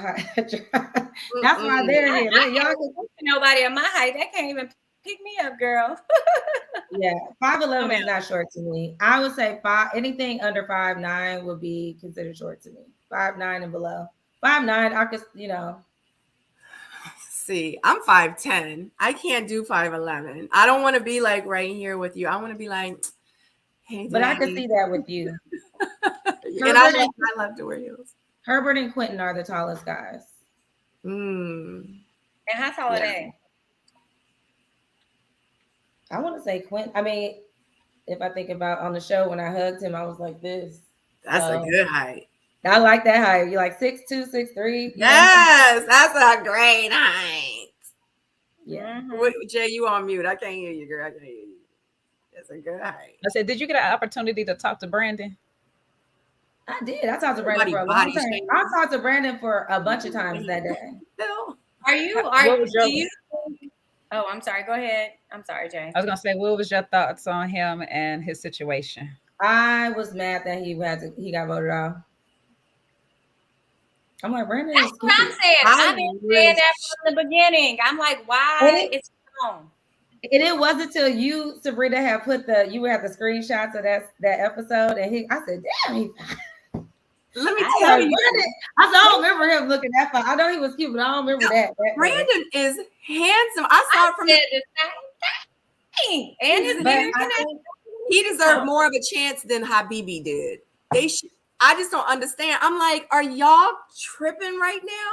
I don't know. The man's nails was clean and he had all his own teeth. Okay. Right. I don't know what I don't even want to say because I was not happy with that vote. I was like, what? And then other people, when I started talking to the other ladies, because I had not talked to them, I don't know what their thoughts were about him. I'm coming from a woman who's been divorced. I got 2 kids. I'm thinking, what a good job. He went back to work it out. Like, that's admirable. Like, you were trying to stick to it, The 4 kids was a little, my issue was he had 4 kids and they're young. And I was like, hold up. Really, we can't breeze past the part where Jay said something with all his teeth, because I swear I kept getting glimpses of this one person who I feel like is missing a side tooth, but I'm gonna just let that one go. Now Stacey gonna have me in everybody's mouth. Look. Pause. I thought about how that came out. Look at it. I swear somebody it's to the back. It's like right. So that, look, I figured it's gonna be somewhere in this area. I've probably seen it already. I'm gonna check. It's that root canal. It's like the root canal one where you're like, if I smile, you might not be able to see it. So I don't know if I want to spend this $1,200 just to put that tooth there. But I did see that. My bad. Y'all will know on that lounge when they came back after the fight, and y'all heard Lord, that was me. That's all I kept saying all this whole time. I'm like, Lord, Lord, Lord, there's too much going on. But yes, I did not want Brandon to go. I really was. I felt like he at least needed another. Let's a little bit more. I didn't know about the 6 month thing, but according to Brandon, he had been separated. So for like a year and a half or something like that. I'm like, well, you left out some very pertinent That's information. what I was kept your saying. back here, Right. Like we don't Mhm. know. Like they didn't even give him a chance to even hear his story. Like He was being too honest. yeah, well, I felt like he wasn't being honest enough. I felt like he was telling the bullet points when in real life his bullet points were important, but it was so much more substance with those bullet points that he should have shared. So it's kind of like that situation, make it make sense. You know what I mean? Or those kind of Yeah. situations okay, you're divorced for 6 months and you're on a dating show. Like, I don't know, me, the type of woman that I am, I would have been like, so you've been divorced for 6 months. Like, what made you, like, do you feel like that you're ready? I mean, I already slid into That's what I was so I could asking. be like, can I interview you? Like, I got questions, but I feel like every time I talked to him, it was like another thing that would kind of like, I'd be like, wait, what? Like it was something different. So I don't know. I think a lot of the ladies don't have children. Really, I'm probably the only one that has kids, I think. Oh, Unique. She has some kids too. That's what I said. I said Yeah. a lot of the women here don't have kids because, like, if you had kids, you would know. Like it's not such a big deal, especially in Texas. That they ain't about to take all your money because this is a man-friendly state. They ain't about to take all your money on child support. Let's start there. Trust me, I do it all. What's up, P.O.? How are you? Thank you for joining us. What up? What up? How y'all doing? What's up, Good. chat? Yeah, thanks for joining. Y'all in- Theo. Oh yeah. I see all of that. I was just Alone in I the was just building. listening. We got Kool-Aid Man. We got Kool-Aid Smile. We got 850 inexpensive cologne. P.O. I can tell you smelling good from over here. Yeah. Yo, hey Ty, I'm sorry, bro. I mean, all of That's all that good, man. feminine energy. I know you know. Trying to hang in there. I'm good. Yeah. It's regular Tuesday night, Yeah, man. What up, Aries? Hello. You can handle this juggle, Tyrone. You can handle this juggle. I'm good. Yeah. So, Aries, do you know who P.O. is? Yes, I know. He delivers. What's going on? What's going on? P.O., do you have anything for Aries? I know you just joined. We've been like talking to Aries. Yo, We just been listen, shooting. Aries, I'm gonna tell you right now, your season, they making it so hood. I'm like, man. I'm just saying, that, and realistically, the street version is kind of dope. I'm rocking with the street version of Ready to Love this The season. street version is the hood classic. You know what? You didn't say hood. You said good. Did you say hood or good? Hood with an H. I'm like, yo, they over there killing this stuff. I feel like the way that it is going down, they really should be getting some of this extra footage, like bonus stuff, like after the fact. You know that we're always mic'd until we get ready to leave. I feel like there's some of this stuff that could be cleared up real quick. Right. Audio, even if it's no camera. We was, y'all. We had our little code to remind people, like, don't say everything, because I always felt like as soon as they put that on me, right, I know somebody listening. I don't care. Like, I'm always thinking somebody listening to me. So, and one of the things and I'll tell you this. I mean, I'm sorry I didn't get a chance to talk to y'all before you started this process, but I say this to anybody that ever thinks about, joining. When they used to come out with that microphone for me, I would be like, you're not going to put that on me until I'm walking through the door. Period. I got like that, P.O. First I was like, okay, but then I'm like, it was points where I'm sitting in the car and I'm like, I want to talk on the phone. I want to do stuff. Right. And that's what they waiting for you to do that. I'm like, listen, man, because when I first got in and they did that, I was like, yo, can I turn this shit off? I got to go in the bathroom and pee. They're like, nah, this is where we catch our best conversations. I was like, message received. And that from that point on, I was like, you guys, like, I don't want a mic on me until it's go time. When it's go Yeah. time, it is what it is. And then they came up. I think if they probably told you in the classroom meeting beforehand, if you turn the mics off or you hurt the mics, you're gonna be responsible for the bill. Yeah. And so I mean, if you look at it, it's just one button. You push it, and it turns off. The light is green Yeah, or it's off. right. Exactly. Hey, So Aries, that part. I have another But question. but I have a Aries, hold question. on, Oh, hold on, sorry, because Peter. Go ahead. I know you got everything. I just want to get this last thing off. Has anybody from your season so far? Because I'm hearing in the streets. I'm asking. What the streets Has talking about? anybody from your season got thugged out after 9:30? Wow. Not that I know of, but I don't know everything clearly. Okay. I just Uh, need to get that off because I heard something, but I was like, well, maybe I have to really get some iteration from this or whatever. Okay. At the end of the season, I'll have to come back on and we have to debrief from everything because I feel like I'm gonna discover things like I was saying. I didn't see everybody's dates. I didn't even know Unique and Marvin, the preview that had them. I'm like, they kissed. I didn't know. Like, so it's a lot of stuff that is gonna be new to me regardless. Because I was trying not to be in the business.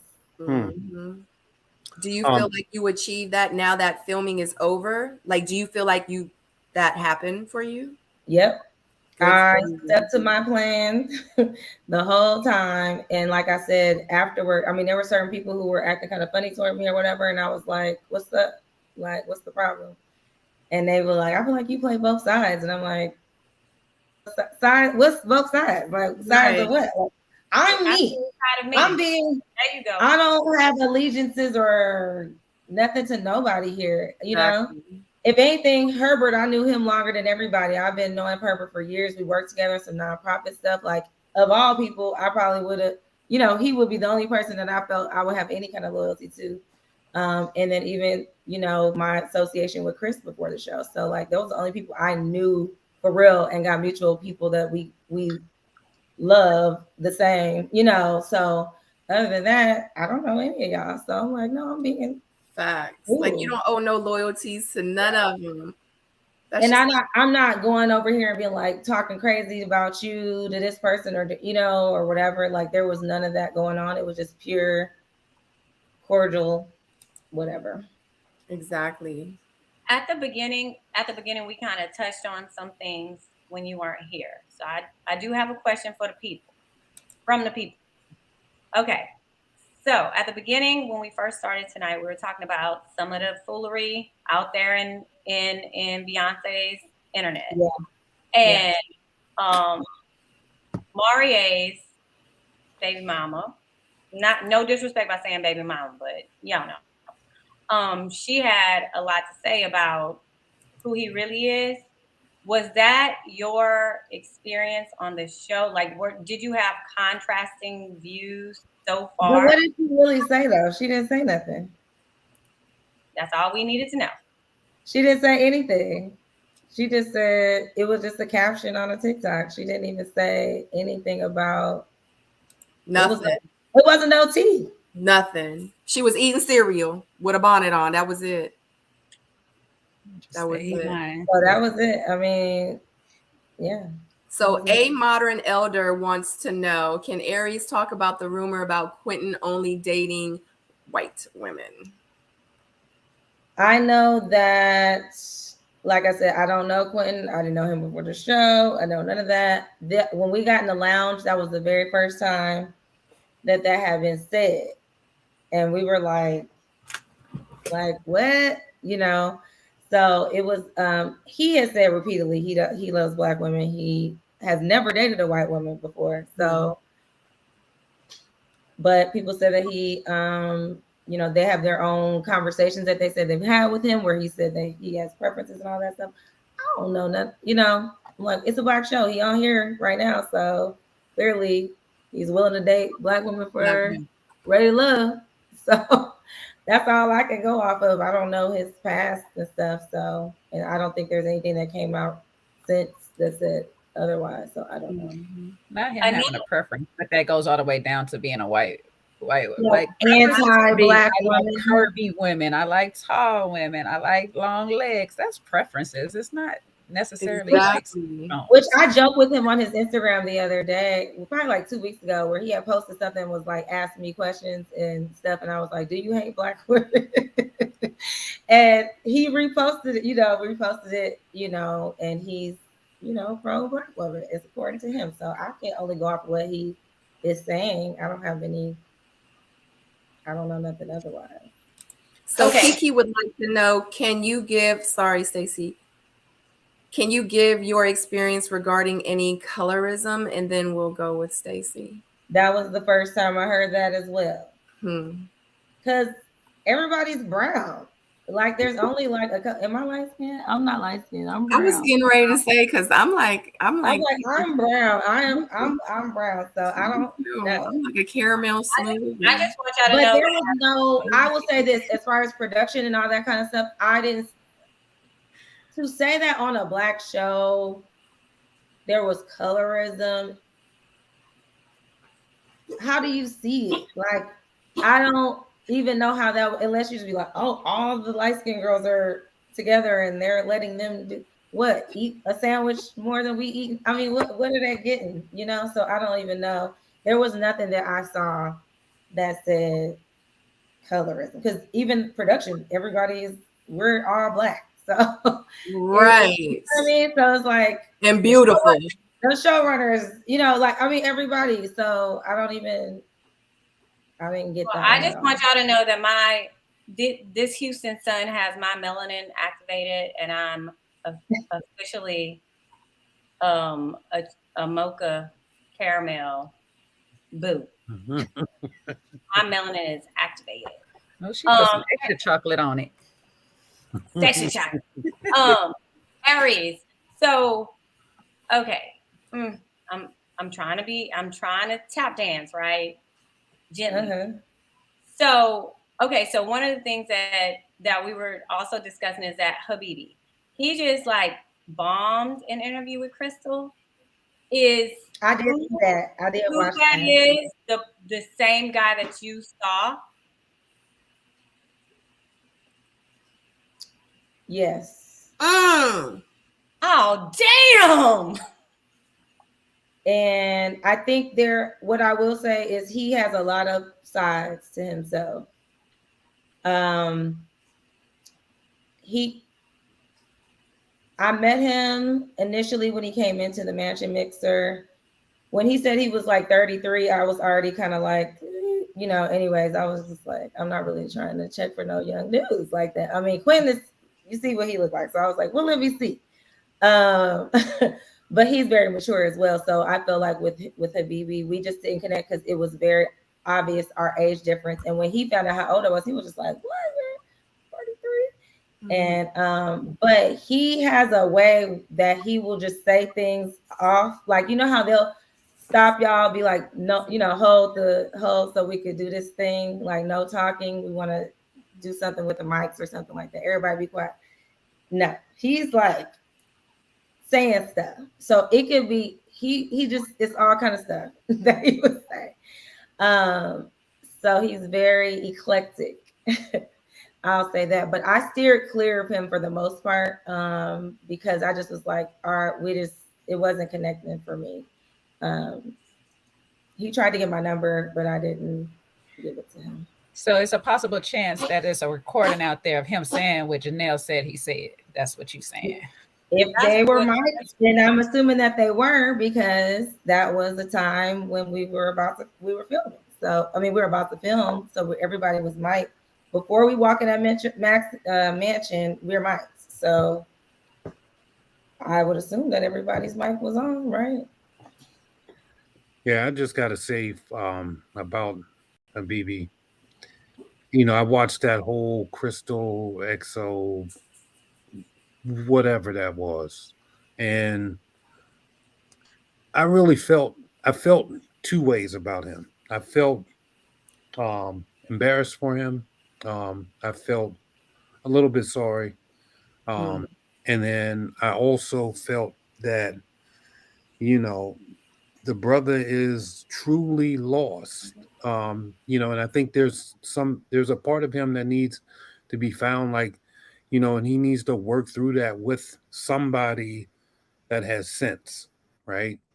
Um, you know, when you articulate your words in a way that's so vulgar, right? And you can't even have it, like I heard him say on Crystal XO, you know, um, he learned how to treat a lady or whatever, but at the same time, you're on there talking about how you just wanted to have, and I'm being very gentle by saying oral sex with, or having oral sex performed on you or whatever, and you speak that type of vulgarity in the presence of a woman shortly after you say you've just learned how to treat a lady, is telling about who you are as a man. And so, unfortunately, he's allowed himself to go on one of the largest theaters in America, which is national TV, um, to be that sort of character, right? And takes pride in being, that person, only to, realize one day it's going to tear him all the way down. And that is going to prevent his progress if he has larger opportunities, because people will look at that video, they will dig that video up, that video will resurface, and that may cancel out some of the opportunities that the brother might have. I mean, from what I understand, he's a pretty decent musician. So what happens when somebody wants to put you on a bigger stage, and then you kind of discount yourself by doing things like that. So I mean, it's sad, but it is what it is. And I think that when I watched the interview, I was like, how did he get on the show? Like, I felt like he was a character. He's always been a character in my mind, like the way that he came in, just very trying to entertain, get attention, stuff like that. So for me, I'm anti that regardless. So like, I don't like guys that are trying to entertain.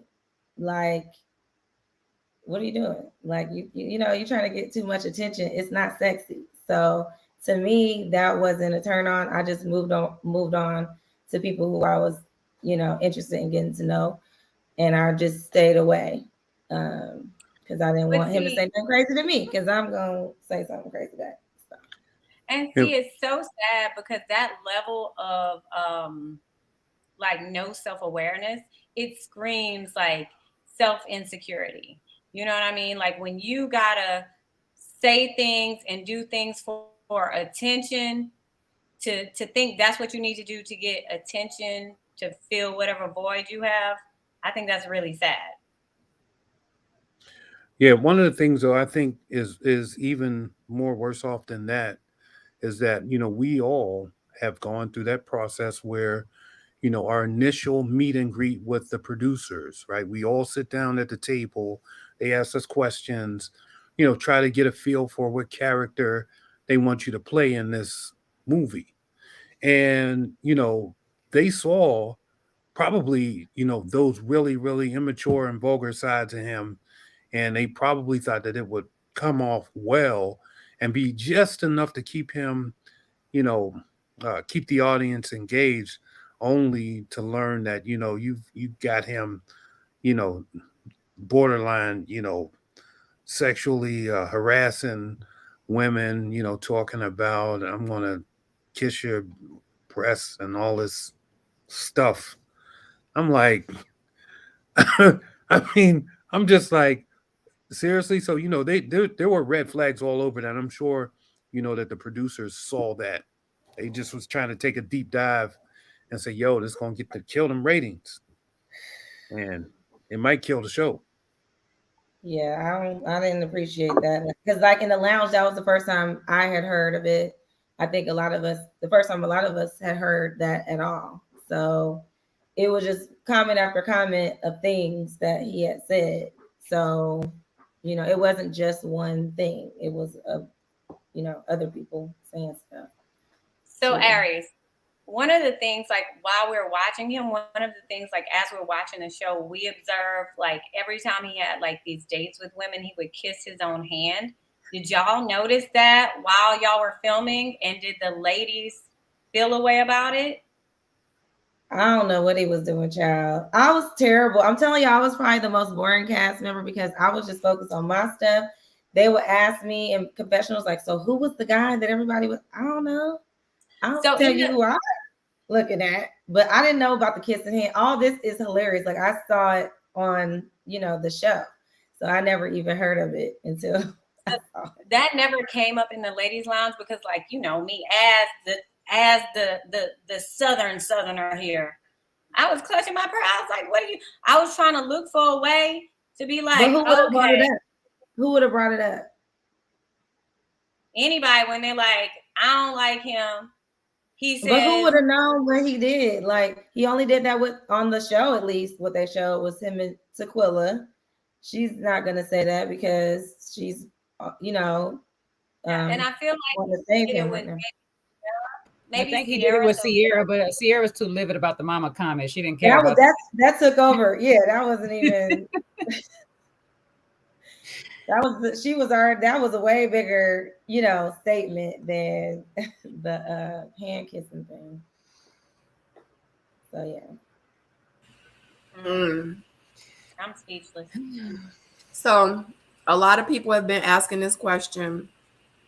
With your makeup, did you have a makeup artist? Because your makeup was really pretty on the show. And it seemed like some of the other women, like it wasn't blending well. Did you have a makeup artist or did you do your own makeup? I only had a makeup artist on the interviews. I did like what I have right. This is my everyday look. I did that for every day, it's the same. That's right. You better tell them you wake up like this. This is my natural look. Yeah, definitely don't wake up like this. But I don't wear a lot of makeup. Like I don't even really wear eyeshadow. So for the show, because I know we're gonna be on camera, obviously I'll put like a little more blush or like, make it look kind of like I got something going on. But I'll do lashes and my eyebrows gonna be together and some lipstick or something like that and whatever. But I think the lighting though, I will say, just because we even had, makeup artists at the place where we're doing interviews. So they were touching people up and some people would go there with nothing and they were doing their makeup, and stuff. So I think the lighting, what I noticed from just seeing other people where I'm like, their makeup was really cute that day. So it didn't really look like that. I think the lighting is bringing out some other thing. Cause I used to say the same thing about other seasons. I'm like, that makeup. But now I'm like, I ain't saying nothing else. Because now I see the lighting can affect, I can get it though, because you guys got different shades and everybody don't have the individual lights. So it's and everybody doesn't wear makeup all the time. Mm-hmm. So knowing that we're filming, you have to wear makeup. And so if you don't know how to do it and you don't have somebody to do it, you're not going to necessarily be as, comfortable putting it on every time you go out for 3 dates in a day, So. Yeah. My suggestion I was telling everyone is like, if you ever think that you're going to be on camera and y'all are going to be filming, because with me and because people used to ask me like, who did your makeup? I did my own makeup, but what I did was I did it in natural light. So I wasn't in the bathroom putting makeup on. I was sitting in front of a window with a mirror and I was blending it like that. So that's how. But there's certain angles, like I'll look at my, on the show and I'll be like, okay, that's cute. And then I'll look at a different angle, like, oh, like turn the light the other way. But yeah, so. Yeah. All right. Do y'all have any other questions for Eric? I was about to say, do you want to stay on while we talk? I'll stay and just listen. If something pop up, I'll see if I can chime in. Okay. And we're going to try to, because usually our lives be like 3 hours. So in real life, we really do got a whole hour left. Okay. You know what I mean? So, okay. This has been off schedule, but I love every minute of it. Okay. So we just going to jump right back into it. I know we were talking about Maurier and Sierra. Red and Lee, they meet for a meal and Red talks about who he is and like what he do, where he come from, how he came from it, what he about to go do after he do this. And then, yeah, he talks about everything about Red. And it looks like that he actually is really, really boring. Like Lee is bored by it. And she's like, wait a minute, what? So she just really wasn't feeling it.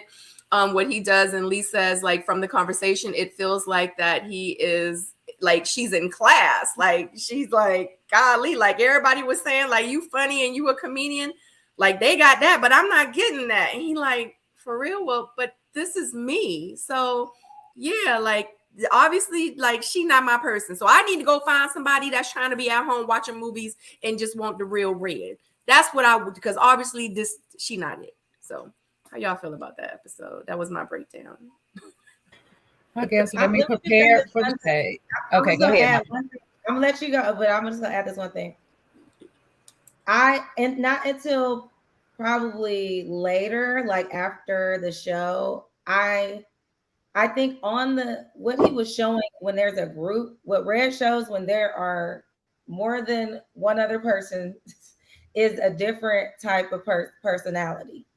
When you're one-on-one, you're like, wow, like this is actually like you got a lot of good stuff to talk about here, but it's not something that comes out in a setting of people, with more than one. And I didn't know that because I really didn't talk to him that much. But after, when we would have to go do little things, I was like, why you weren't doing this?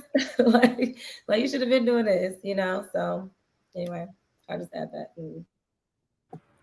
So I'll say this. I know I'm gonna probably get some shade for parts of what I say, but having comedian friends, I do understand there is two sides. There's the performance side and there's the chill side. So I get that.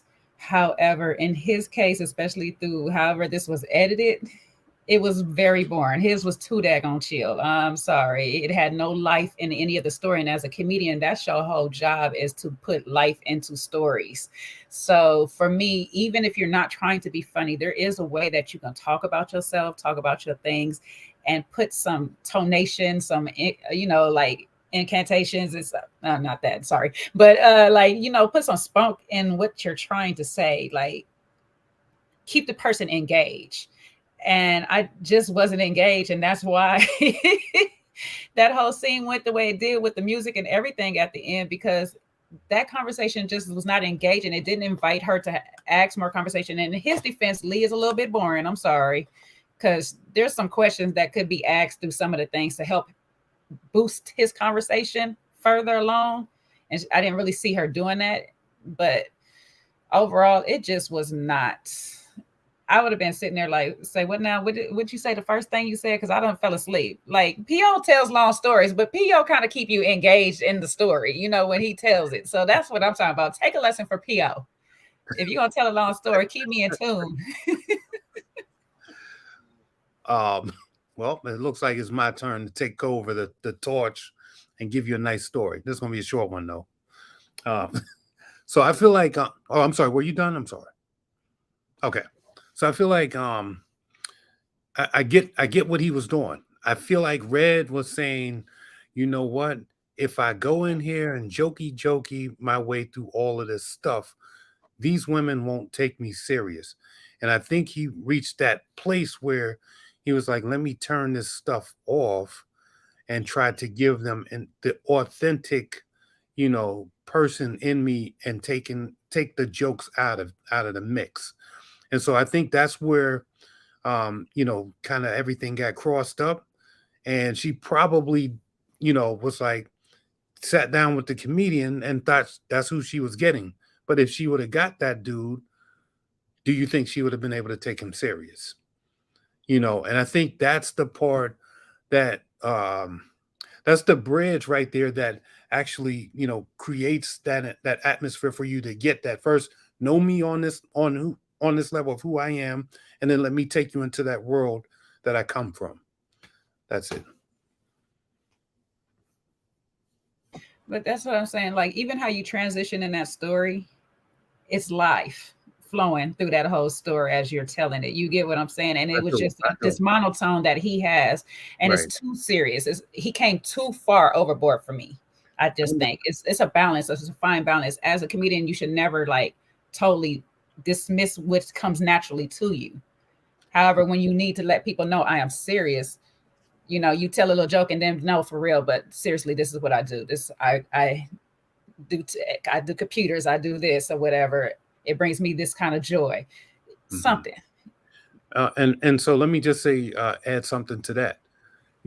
men, we have this thing where when we see a woman that we might really like, she might look, for him, she might, I mean, she's a pretty attractive woman, and so sometimes us men, we get in front of a woman like that and we just don't know what the hell to say, and we just collapse, and stuff just don't flow because you're under the pressure of, damn, like, how do I make her like me, or is she gonna like me? Like, and then you start saying mumbo jumbo, and it comes off like that.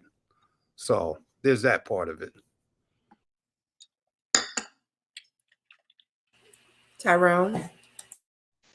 Yeah, I just from what I'm seeing, it just seems like he struggles in situations where it doesn't benefit him, like where he doesn't have the upper hand already, or if he's unsure if the person is even interested in him.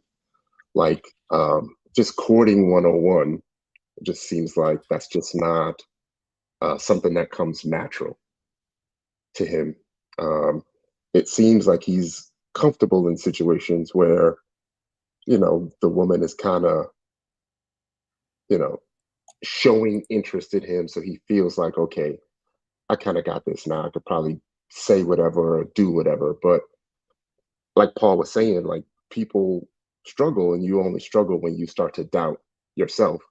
Because in a dating situation, it's really kind of easy. Just find out what she likes, find out what makes her happy, talk about her, instead of yourself. You know, that's really all I got. Aries. Situation. I'm sorry, Ty. Aries, I had a question. So, like, as I'm listening to all of this and taking it in, I'm like, what do we really know about him? Like, was he married before? Has he been engaged? When was his last relationship? Does he have kids? There's so much more to dating that we haven't gotten from him. So I'm just curious, do you know any of those answers? Yeah, he was married before. He has 2 kids, 2 boys. He coaches their football. Like, he's an active dad as far as, yeah, I mean, I think those conversations happen, but they just didn't show that for whatever reason. The drama is what's everybody's talking about right now. Like, that job took over the whole, situation, which is funny because I honestly didn't even know about that until the reunion. That whole thing. So Yeah, I he like said it at the beginning, but he kind of cast a shadow on himself for no reason. Hold on, what? What do you mean, Ty? No, I said he mentioned it at the beginning in his very first conversation that he oh, I, was a that he was a family man, but then in the very next sentence, he talks about the stigma of his lifestyle. You're right. When he was talking to Unique that time. Yeah, and I was in my mind, I'm like, why, in dating or an interview for a job, why would you say anything negative about yourself? Right. She don't know who you are. She just has an idea that she may have seen you before, but you're kind of confirming her negativity when you don't have to. well, I the think he was boredom probably made trying to me be funny in that moment, and it didn't stick. the boredom I think the he was probably boredom trying to made be me funny. all It didn't that. land. The what? Sorry, Jay. Oh, Jay, Go say it ahead. again. I'm sorry. No, I said he was probably trying to be funny in that moment, and it didn't land the way he wanted it to. which one? In that moment, you were just talking about him saying, the thought job, how he got to that, and trying to roll with it. He was probably trying to be funny. I don't think so. I think he was really trying to be transparent. He was trying to be honest. He was trying to be vulnerable in that moment. He was really trying to connect with her. But she had already known that he was for the streets, or she had already known of him, or whatever. She already had this image of him or whatever from what she had heard in her head, and it backfired on him. Had he said that to someone else, it might have been received a little bit differently. But because it was her and she kind of knows him, I think that it just wrong person, wrong time, and wrong place. Yeah. I mean, Possibly Well, combination. it I didn't take gives it that way. Well, I'll say this. I missed him saying all that about himself because of the snooze fest. Like boring, boring, boring, and more boring. Whatever they showed us. Two, I feel like he was playing from like defensive catch up ever since the thought job, because then he felt invalidated as a man, like in his career. And I think that he put too much focus on that one comment. And I mean, as much as we can say about him, big ups to him for being a man and trying to readdress, this is what you said, this is how it made me feel, let's talk about it, because I just won't, I want to make this right, and I want you to have the good, a better impression of me than that. But it also gives, like, in his interactions with, who's that, Unique? Is it Unique? In his interactions with Unique, I feel like it gives, like, you did my homegirl wrong, and I ain't effing with you. Yeah, I started to feel like that on like the fourth episode on this recent episode. But if you break it down, like he entered the conversation as if she was already checking for him. Do you know what I mean? He went into it like, I know you was checking me out. I know that you know I like you. And she's like, how do you, like, I don't even know you. How do you know that I like you? And then he was saying, I could tell by the way we was looking at each other, which means that he was the one that wasn't paying attention to the ladies when he was having conversations with ladies, because he was checking on Unique the entire time. And then he casts, a negative shadow on his career. She has no idea what his job is or what his career is. So I don't know how she could be disrespecting his career, because at this point, for what we're seeing, she don't really know that he a DJ. So for him to take offense to it, it's almost as if he already feels some type of way about his job, right? Because if you didn't and you're 100% confident in what you're doing and who you are, then you would stand strong in it. Like Marvin rubs booty for money, and I mean that in a good way. Is he shying away from that? No. Is he starting his conversation like, hey, my lifestyle may think that I'm not a family man. My career may make people believe that I'm not a family man. No, he's telling you what it is. He's actually feeling proud about what he does, and he's standing strong with it. And I think it's just two different approaches.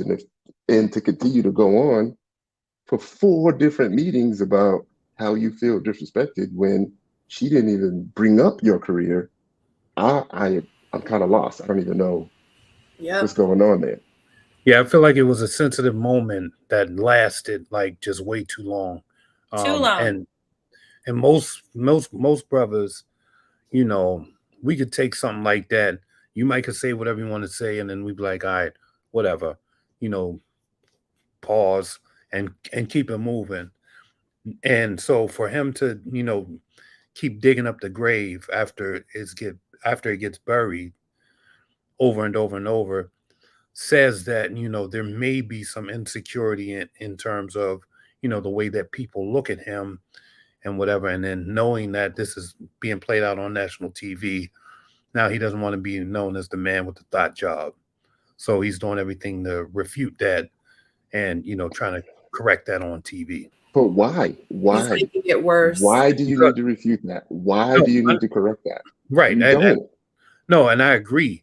But I think from a self-esteem perspective, he's saying, I need to make this right so that I feel better. Okay, I understand the making it right part.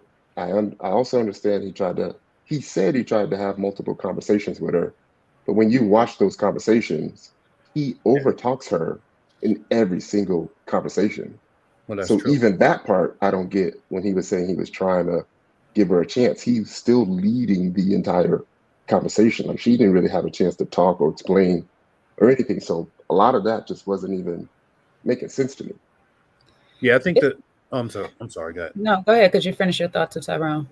No, I was just gonna say I feel like it the fact that he's going on and on and on. I forget what I was going to say. I'm sorry. I get distracted, but No, that's no, it's, no. I get what you're trying to I say. kind of like in Almost between like an both of y'all. insecurity.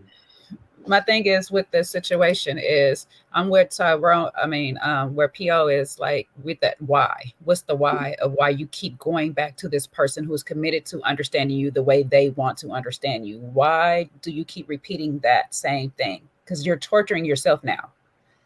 At this point, what absolutely makes no sense. If that person feels this way about you, move on. If that's not you, why bother? Why even bother to correct this one person to prove to this one person this is not me? When But you know your record has shown in the streets already, so you say in the streets already that this is not you. So what difference does this one person's opinion make or break your life? That's what the question really is. Why? He was trying to change the narrative. no, that's true.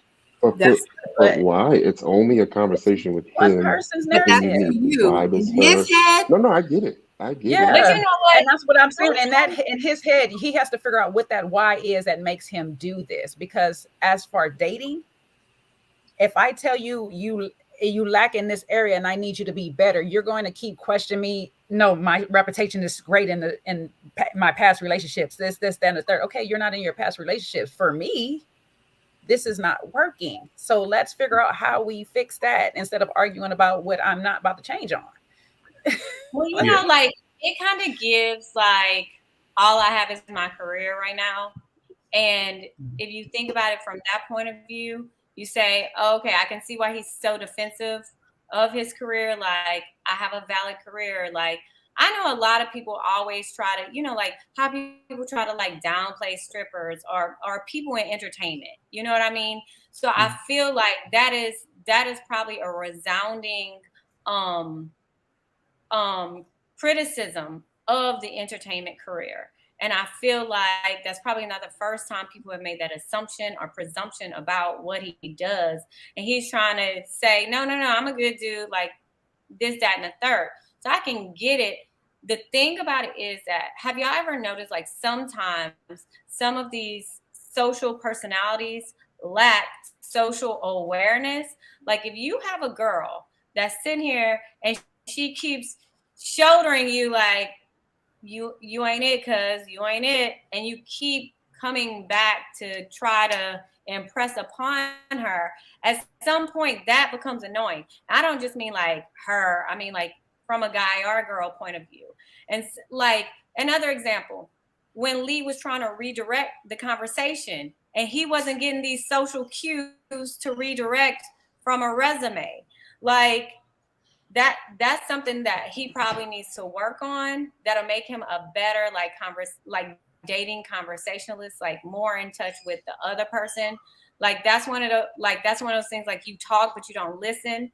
Like you hear me but you're not listening, because it's clear. Because I do disagree with how Unique may have handled this situation from what we could see. I disagree with the tact of it. However, I get how she's feeling. Like you keep doubling back. I told you I'm cool, I'm good. Let's not address this. And you keep trying to make it make sense to me, and it's just not gonna make sense to me. That's what it's not doing. So like at that point, he should have cut his losses last week, because he didn't cut his losses and he wasn't socially aware. He's at the bottom this week, facing elimination. All I know is like if you know who you are and what you do, and someone has a negative opinion about you that's not true, then it shouldn't matter.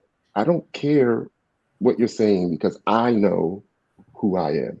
Mm-hmm. You see, it was easy for her when he switched it to say you have a thought job or you a thought. She was like, no, because I'm not a thought, and kept it moving. And that's so what he could have just done the same thing, but the fact that he didn't, I always feel like if you're always trying to explain something, if you're trying to make me believe something, then there's a reason why you want me to believe that so bad. Mm-hmm. So let me. I got a question for y'all real quick, and I'll let you go, Pia. But I have a question. Okay, So when I saw this, just like everybody else with the thought job thing, have y'all heard of the whole like joke on thought jobs and stuff in during the time when that was like the thing that we would say, like when The ones thought that they was were like posting the on word. IG, like all the Yeah, lists. like it was like the list of thought jobs and all that Mhm. stuff, right? So that's what I immediately, because nurses are on there, flight attendants, like I was it's about to all, say flight attendants. yeah, right. Like So at this point, every thought job is a thought job. it's No, just no, no, personal no. trainers. They didn't say insurance agents. Thank you very much. I'm safe. But My I job think is that safe.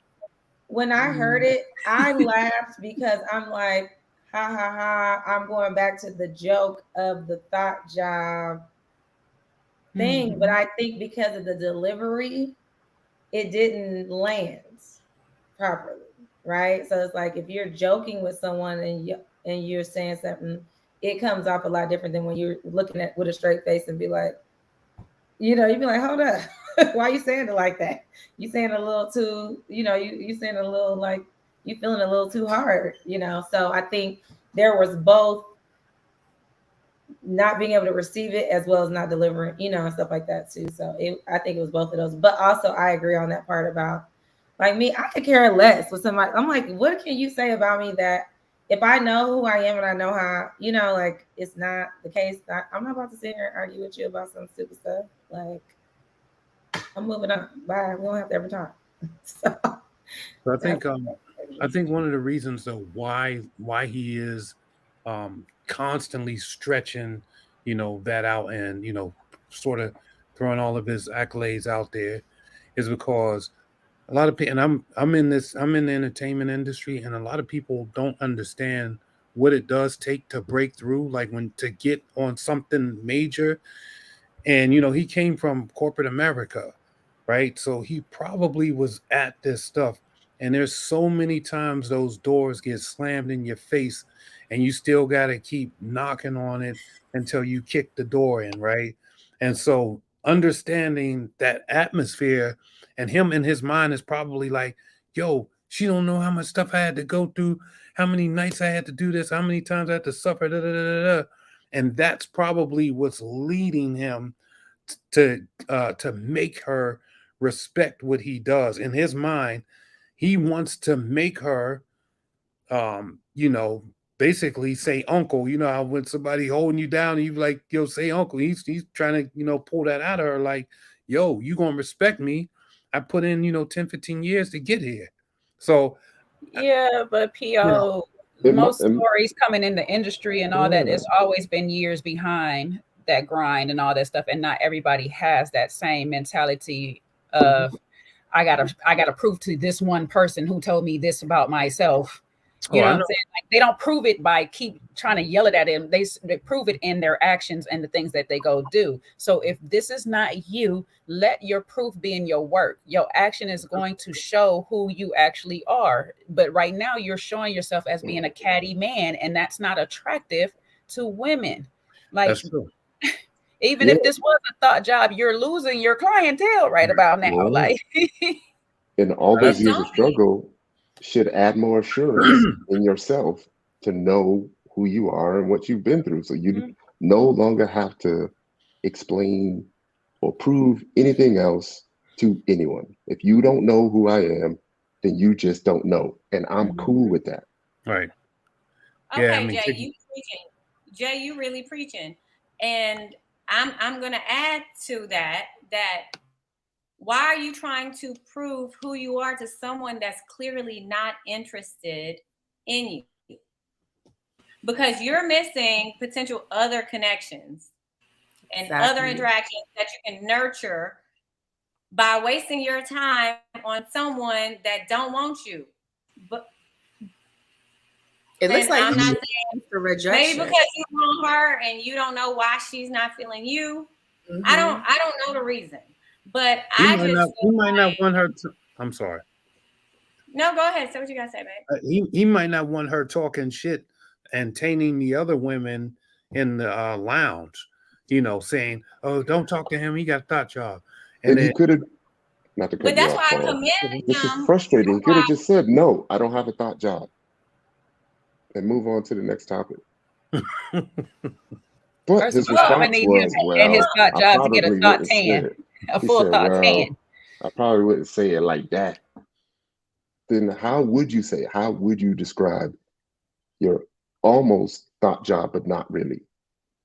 Well, as a comedian, I would have been like, whew, I wish I was one of them thought DJs, because then my bag would be bigger. My bag would be swell. Like, I would have just said something off the cuff and funny and moved on. And then no one would have thought anything of it. And nobody would have watered that perception of him.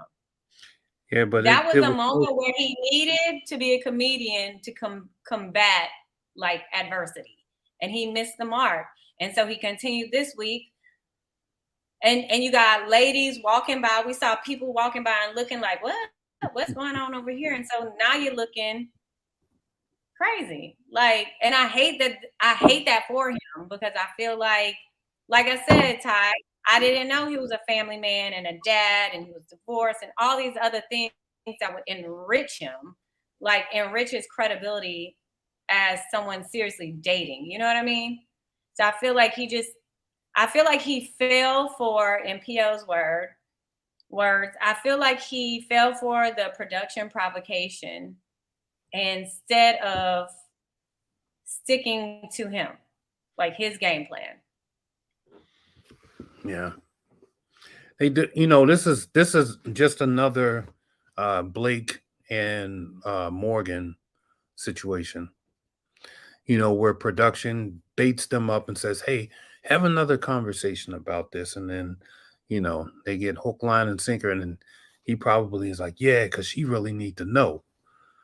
You know, I was thinking about that, but Blake recognized it early. Like when he Mhm. went to go talk to Jeffrey, he Mhm. recognized it early, and he was like, you know what? This is not going to go anywhere. Maybe I shouldn't even be here. Right, Boom, done. right.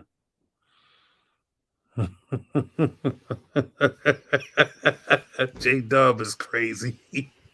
You can mention Blake, because Blake is a really nice guy. I've met him in person. He's a nice guy, J Dub. So chill. And I ain't offering an No, apology. no, it wasn't. It wasn't about. It wasn't what about Blake. It was about what he said about Red. But anyway, Aries, were you here? Did you get to see them going back and forth? You were there, right? I feel like I'm gonna sound like a broken record, and y'all gonna not really believe me, but Switzerland again? Switzerland. Say it again. We need to hear it again Switzerland.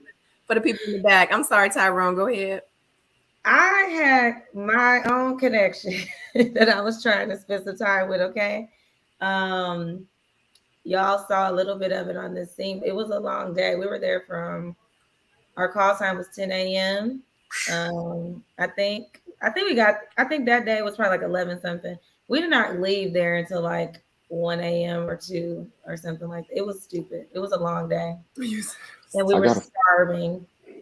I got a follow-up question to that, Aries. So I pay attention to all the little things. And in the cutaways, they show the group shots. And in the group shots, you can kind of see what two people have been talking with each other. And there's some people that kind of show up all the time. Is that something we should pay attention to?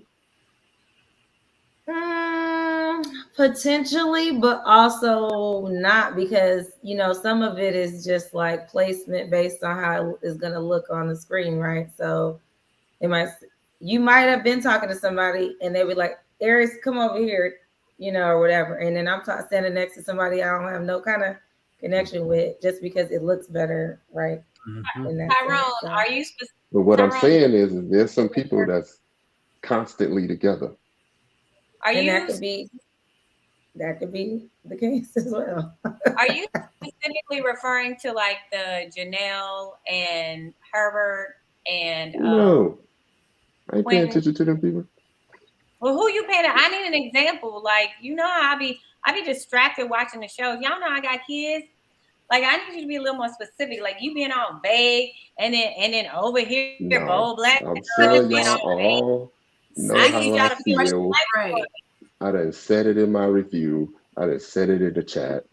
There's only one reason I'm watching the show. And she on the screen right now. And that's to watch Aries shoot them down. Oh my And since I Lord. put that in, I'm 1 for 1. So much pressure. Aries, Look, we're that's happy. bang, We're bang. happy that we're happy that Tyrone can see you another week. Right. We happy, Tyrone happy. Bang, bang. It's all about Tyrone. It's all about Tyrone, boo. It's all about Tyrone. The men love you, Aries. Oh, especially the men on this panel. They love you, girl. Yeah, Aries came in thick in those jeans. Oh, wow. You know she right beside you. She's right beside you, Pio. Oh, I'm sorry. He knows. He Loaded. knows. He trying to make sure he saw her in those jeans. And just so y'all know, I'm from California. I am not from Texas. So my attire was not. I went and bought them dang boots specifically for that. I was not trying to have no cowgirl stuff on. So And they is not cheaper in Texas either. Daggone boots. Baby, No, some of them boots could have stayed on Fashion Nova. Wow. I can't. Okay. Are we done with the? I don't even know what scene, because this wasn't even the scene that we were talking about. We on the second scene. We just talked about the first scene. Damn. That's where we at. That's where we at. Yeah. Why don't we just? We can skip. We only talked about one date. You can read through a few dates. Yeah, we was bouncing around, but it's only officially been like 2 dates. But in real life, it really wasn't like no dates, because they was just skipping around to the different. Oh, yeah, it was the hold down. It's Yeah. a There's a hold group down. date. There's a hoedown. And then there was a dance multiple off. conversations. There was a hammock. There were little conversations. Exactly. Cool. There were little And then you conversations. got Like literally, Wait, these are the my notes. the hammock that wouldn't swing, the hammock that wasn't hammocking. right, but then you got How- production being messy because in the preview, the three of them are on a date together. So They do. They Right. are. yeah, and the other thing is the music. Production is kind of giving it away with the background music What are they doing? that they play during the date, so you can tell when the date isn't going well because they'll play some. Yeah, that music is funny. Right. I'm like, Yeah. They set in the mood. So Aries, do you feel Boots can dance better than you? she was a cheerleader. Okay. I mean, she's a professional, she should. I hope she can dance better than me. She can dance though. I mean, like I said, Oh no, she definitely was doing her thing. I mean, I feel like you were leading the line just fine. we were good. Me, her, and Quentin were like in the front because everybody was kind of staggering based on how comfortable they felt like they were going to be, being on camera dancing in the first place. Me and Quentin and Jessica and somebody else, maybe it was Lee. I don't remember, but while we were waiting on certain things to happen, we were already down there practicing different line dances that everybody knows, and stuff like that. So by the time we got upstairs, we were ready to, we were warmed up. So look at her face. It's funny. But why they did our man's Chris like that? Because Pete Herbert wasn't dancing either.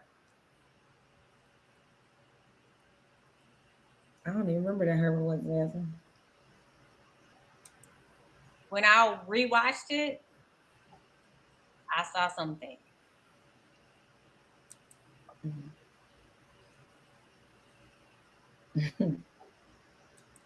That was funny.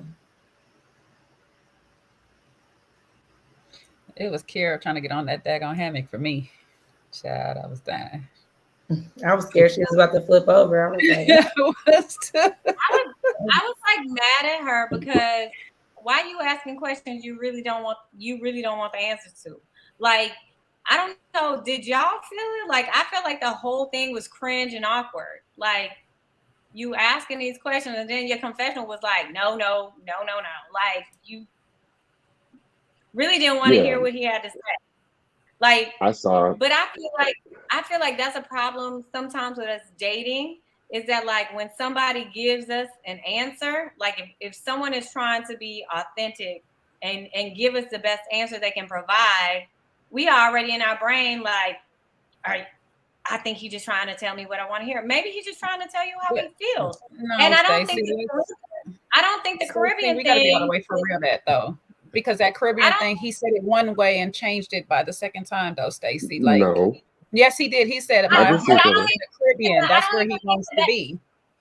But I don't think that's a big deal. Like, we gonna make boss moves. We can have a house there too. We can vacation there too. Like, he didn't say I only want to live there. Like, you give me a man with some goals, some real goals. Like, okay, you want to have property here, you want to do this there, you want to try. Like, when I'm hearing that, I'm like, I'm hearing travel. I'm hearing, okay, let's have ownership here. Let's have diversity.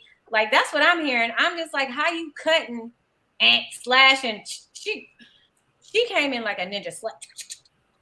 Right. I think his explanation was spot on.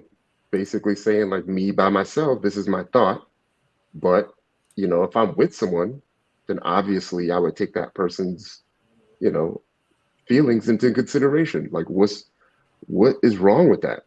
But you didn't have that thought the first time we had this conversation. That's what's wrong with it for me. Now that you're up for elimination, now you're reconsidering the move that you originally had. That's what the problem is. Is he reconsidering or is he clarifying? No, Because he's basically, if you have this thought like, hey, this is where you think, and you're having this conversation, and I know y'all conversations be a long time. So you're having this conversation with a person and say, me right now in the space that I'm in, I want to move to the Caribbean or whatever. And I'm pretty sure she gave something back. Oh no, the Caribbean's not this. Well, I'm not in that space right now of thinking with a woman. But if I had to think with a woman, maybe this is what it is. You would have all that conversation in one instead of coming back later on and be like, oh, well, we're up for elimination. Let me make sure I clarify some stuff, especially when a person revisit that one thing. Now you do sound, even if this is his truth. No, I'm just saying, even if this is his truth, like I do believe that he will reconsider for a woman.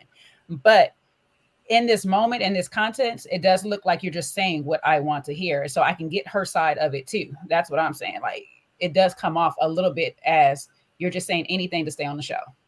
So let me jump in here because he doesn't strike me as that type of guy, right?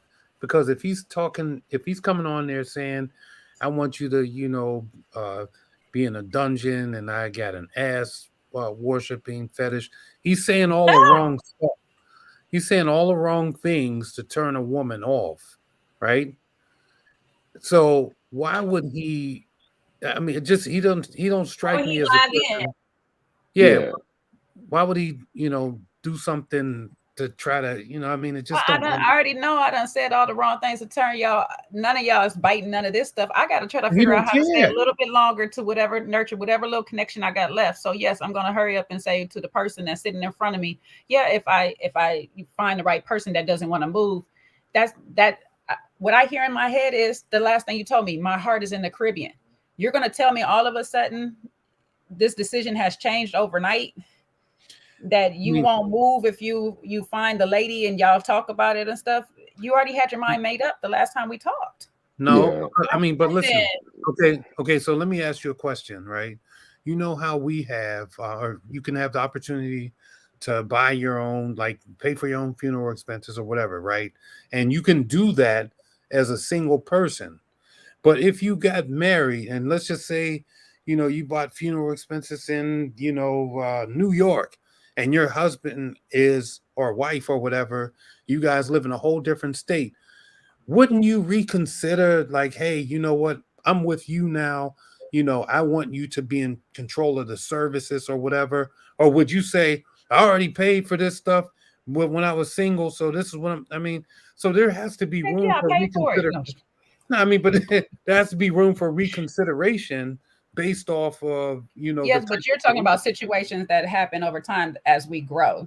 Yeah, that's growth. But you're saying literally, I would tell you this one day, go to sleep, wake up the next day, and my story has changed. That's a little problematic. But he said, he said in the 7 years from now, this is what he would like to do. So, there's still that whole 7-year period of things that may change. You know, folks get together, you have children, your children grow up in a good community, they have friends, and then you start reconsidering all types of other stuff. And now you have these different variables in there that says, well, you know, now we have to rethink, or I have to reshape the way that I thought this thing out. So I don't think that he's BSing her. Yeah. I just think that, you know, for her, what's that? Yeah. I can see it you from don't- that angle. Right. And You don't plus, strike- Jay, quit acting funny. You know, No, I just seen waking it from up, that angle. Like, if literally, I'm looking at it from a different angle. waking up He- to the sunrise with one of them dungeon swings connected to two palm trees, and you just swinging into the sunrise. You know that's some sexy stuff, girl. That's why I'm trying to go to the Caribbean with him. Like, what we doing? Yeah. But I like hot weather, so that's different. He don't strike me as someone that would, you know, run away from his truth. And if he was gonna kind of lie about something, that conversation with Kira wouldn't be it. I'm not in my saying it's opinion. a lie, because I understand he understands the possibility of life changing. But in that moment to that same person and how it's edited, it does sound as if he's changing. How old is he? Do you remember how old he is? Words just can't. I don't remember, but I get it where PO is coming from, like that, from that angle that you're saying. Like, I think he's like 41 or he wants 41 this. or I can 42. see it. So at I 41 think and he 42, might have had a birthday during the show.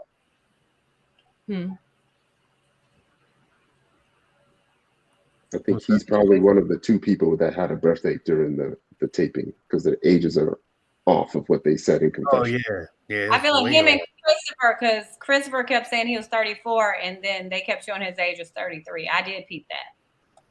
I think they just messed I up. think he's 42.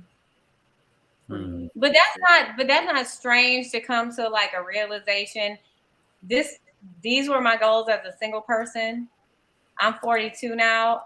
I want a relationship, and there's things in life that I also want that I can't want alone. So I'm willing to be flexible on these goals and desires. I don't think there's anything wrong with that. I just think that was like you took keywords and you ran with it. Yeah. That part. Valencia says, I'm tired of these ladies asking him about his fetishes and then getting mad at his responses. Exactly. If I ask what else, you upset. Right. You want to be transparent, and so far I feel like Marvin's probably one of the most transparent people we've seen on Ready to Love. So that's why I feel like you can't, like, he ain't saying stuff just to appease you, because the things that he said are enough to like displease you to the umpteenth power, especially in the South, where we're not as verbally sexually open as he is. So I just think that, I think that he's being transparent. I think that he is a man above his 40s. So he recognizes, hey, I know I can tell you my goals, but I'm in a place in my life where I can be flexible, and not just physically flexible, but emotionally and relationship flexible.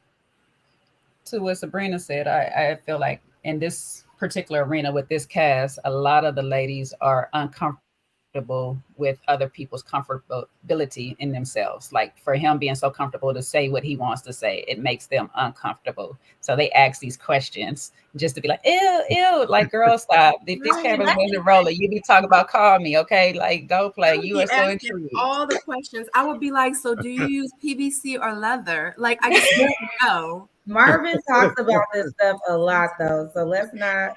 They weren't just asking out of the blue. No, he is an advocate for this. Is a movement. This is a part of his life. This is a lifestyle.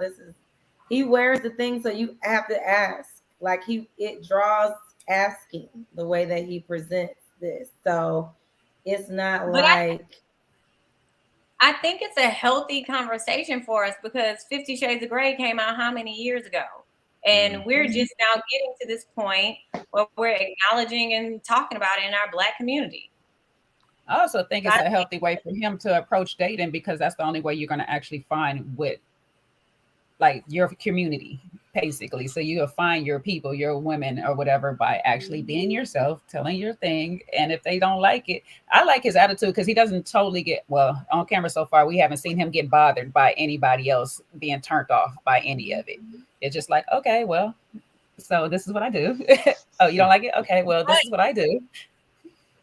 But I will say, I hate that we're not seeing more substance from him, that we're only seeing the sex from him, because I can tell you, the dangling, a whoop, a chain, and a feather ain't gonna pay the bills. And if somebody close to me die, that's not gonna give me comfort.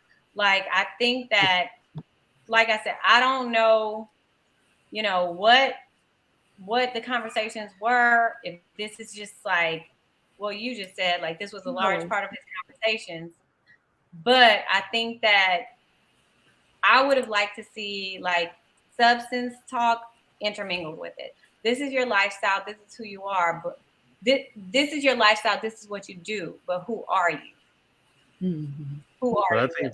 I think. Who can you be for me? Because I'm gonna say this and let you have it.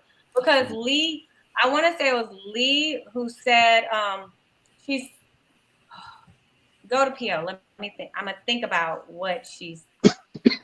I never said ooh. Yeah, I feel like this is he has a business in doing that of some sort, right? Yes, it's part of his career. Right. And you're going to find out about it.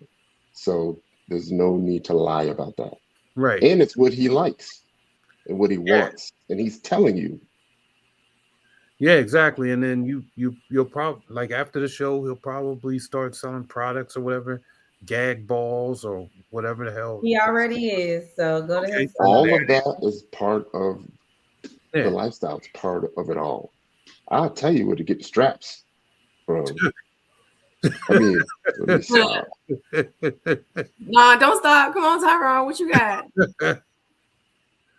Don't stop. You know where we can get them from? Yeah, Amazon. They fit right under your bed. You can hide them under the bed. Nobody you get it from Tyrone's room. Tyrone's basement. You in the full. You better call Tyrone. Tyrone's basement. I keep saying like as we grow. Tell him come tie you up. Didn't tie me up. Tiny. That's what she said. Tiny up. So I let it go. Kiki James says, Miss Sabrina, can we talk about how Unique changed her personality when Marvin was talking to her? She was looking down, acting submissive, but Tor read a new one. Oh my God, that's a good point.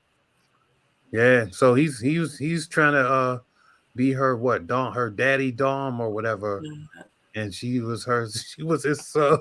She was like, Red got a thought job, but you do what? You tie who up? What kind of crap? I would be on tickling some with his jokes. That's hilarious, man. Yeah, this whole situation, that interaction was just comical. I couldn't believe it. I'll say it like this: it's confidence. He is confident enough to stand in his ground on what it is, and that's what's been making him very attractive to her. As far as Red is not giving that confidence, so it's like she has to stand her ground. I know. Here we go. I'm gonna take you back. I'm sorry, Aries. So you're gonna have to have a little red pill conversation because they don't like this, but it's gonna be on pink pill side. Women cannot rest in their femininity when men is acting in theirs. That's what that is. And Red be acting in his just a little too much for Unique. Okay, so one of them got to balance the equation out, and that's what's happening between them two. Right, and you also have to let the woman choose who to be submissive to. Yep. You can't just walk in there talking about, "I know you was feeling me." Right. But you say choose. You say choose some, like you say, like you gotta let women choose who to be submissive to. But I promise you, it comes so naturally when we're in that environment of like that manness. We flutter and melt and stuff. And I hate that people like the perception is that like Black women are so hard, like we don't have this butterfly effect about ourselves. Yes, we absolutely melt. We absolutely get soft. Yes, indeed. Better come with that madness. Love it. So how y'all feel? Because I seen a couple of people in the chat talk about how like everybody was going on Fabrice, and like his talk about him and what he was engaging in, and it's like with Marvin, it's like, oh, you know. So what do y'all think about like Marvin comparison? Marvin wasn't trying to push his stuff on anyone either. He wasn't like that part. You need to be doing this or that. You know, I think that might be a little bit of the difference there because from what I remember, Fabrice, he was like, I need a woman who's like gonna want to have sex. You know, just like like it was like very direct into who you are. Though that is Marvin's lifestyle, either you're up for it or you're not. If not, cool. He wasn't being shady. If somebody said, "No, I'm good," it was just like, okay, cool. I'm still gonna be nice to you. I'm still gonna be respectful to you. We could still sit and chit chat. You know, it wasn't no pressure. I would say too. You know what I liked about Marvin is he came on there and said, I'm single, I'm ready to love, and I'm looking for like someone to love on my level. And guess what? My name is Marvin. These are the things that I like. These are the things that I want to play with. These are the things that I want to play with my person. Yeah. Like, are you her? Like, this is what I like. Are you her? And they're like, no, that's not me. He like, okay. And he go here. Yeah. Like, I respect him should. so much. Like, I really like Marvin. You know what I'm saying? So I don't know. Marvin, the stark difference between Marvin and Fabrice is Marvin is more of an artist with the way that he, talks and designs his conversations around sex. Fabrice was just trying to do straight thugging. He's just like, you know what? Right. I love to have sex. Do you want to have sex with me? Right. Fabrice said he like to be thugged out before 9. I like to be thugged out all the time. You thug me out, I thug you. Okay? Yeah. We thug each other. Right. He was told several times, like, that's not the type of conversations to have. Mm-hmm. And he kept on having it. But and let's then be in the real. end, he called them all liars, too, at the end. Right. Talking about, y'all know y'all really want it. I just don't want to say that you want it. But let's be real. Things sound differently when it comes out of somebody who you are attracted to and who you're not attracted to. Who gives you like creepy uncle vibes and who gives you like potential something vibes. Like, let's be real about that. Was going to be my thing before everybody else said everything because I was like, this is how she is with Red versus Marvin. Somebody I favor to see, somebody I don't. So. What? What you talking about, April? P.O., what April talking about? What does that mean? Bow legs. Probably talking about what's his face? Who got bow legs? Marvin. Marvin. Oh yeah, Marvin. Oh, does he? I never looked at him like that. I guess. Yeah. I didn't even know that. But you know, I think that's like a Urban Dictionary stereotype. Oh, you know, a man with bow legs. Yes. Oh, I never heard that. I don't want to educate y'all on how babies get bow-legged, but that's because your parents were trying to stand you up a little too early. That's all that was. Yes, that's actually all that is. Because the Urban Dictionary tells us that it's like things are heavy, and so you get bow legs. Don't let it fool you. Some of these men walk straight legged too. Stand up for yourselves, man. Y'all here? Tell these ladies y'all walk straight leg too, or y'all bow legged. I never heard. I ain't gotta prove myself to nobody. And your legs just as straight as ever, huh? Huh? Kool-Aid smile. They just straight as ever. You either know or you don't. Yeah, that's what I thought. That's what I thought. It was because it was like a vitamin D deficiency. Yeah, they be saying your mama try to stand you up too soon before your bones developed. But I We yeah, know. thought it was being in the walker too long as a that's what baby. Oh, they I mean, legs do kind of like. yeah, that makes sense. I gotta go off screen because y'all. We all look. We all got these other things. Stacey, we all Southern in here. Yeah. I Black people can't. gonna make up a Not story the for a walker. disability, ain't we? Look, not the walker, but Ty, you ain't told a lie. Oh my God. Oh I my tell your God. mama kicked your Baby, I leg got 3 these times to 4 the other left. kids, baby. You better walk today.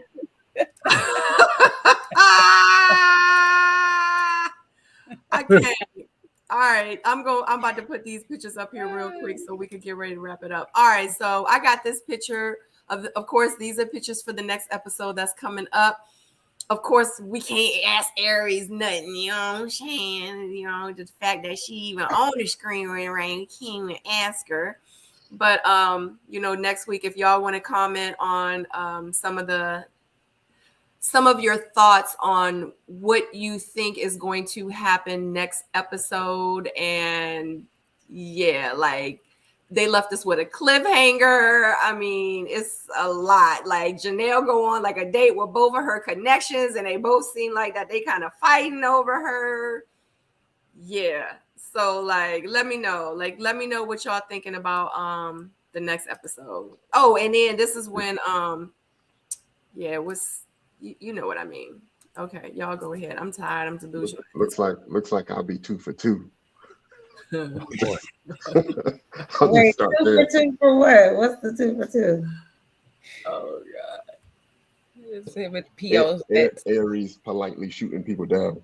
I was just going to say that looks like this is not going so well conversation. Oh sugar. I won't say that, but I'll say I didn't care at first on who go home between Red or Marvin, but at this point, I would rather keep Marvin and get a little bit more of his story than hear Red try to go at Unique one more time about clearing his name in these streets. Okay. Yeah. Sorry, Red. I feel like Red is out of here. I mean, it was a spoiler was already put out, but I'm not gonna confirm it. Please, Tyrone, confirm it. No, What's the no, Confirm it in the back. no. Confirm it in the back, bro. I feel like that it's supposed to be neither, but I don't know. Is that the confirmation? Confirm it You in feel the like back. it's either, both, or either? Is it what you were saying behind stage before we started today? If I had to guess, I would say it's Red. Yeah, I'm gonna say it's Red too. Who y'all think in the chat? Let me know in the chat who y'all think is going home next week. I think it's Red too. Mm-hmm. Who y'all think is going home versus who y'all want to see, don't want to see no more? I think Red should go home. At this point, unfortunately. Well, I mean, he did it to himself, so. Yeah. Well, I mean, everybody's- if we can go from the context clues, one of them had more of a conversation, like a damning conversation, where he was looking crazy, in my opinion, in my humble opinion. If I'm taking cues from P.O. and Ty and how they be looking and reading the room and reading the edits and stuff, reading the production edits, I say one of them had more airtime of damning, a damning conversation.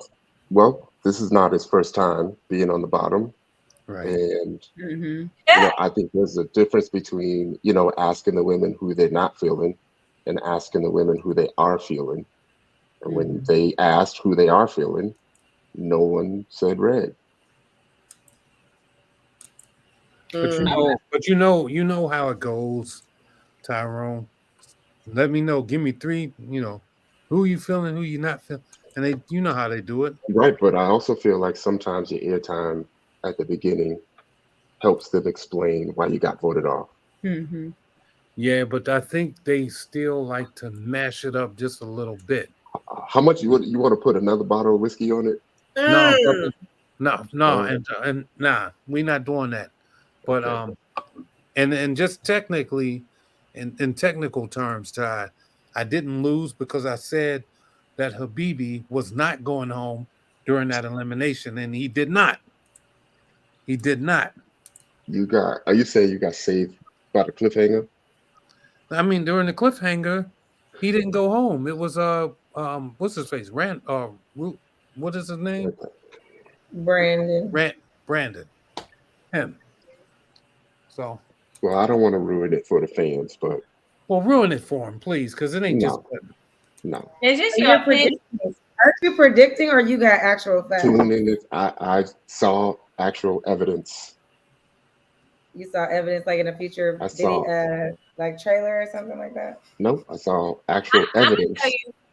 that I'm gonna tell you what the evidence was. the evidence was a social media post. Correct. Going in. Are we on the same page? Very long social Very media post. Very That no long, longer, very definitive. Like, why that are no you telling longer me about that? exists. Why It you no longer mad? exists. Oh yeah.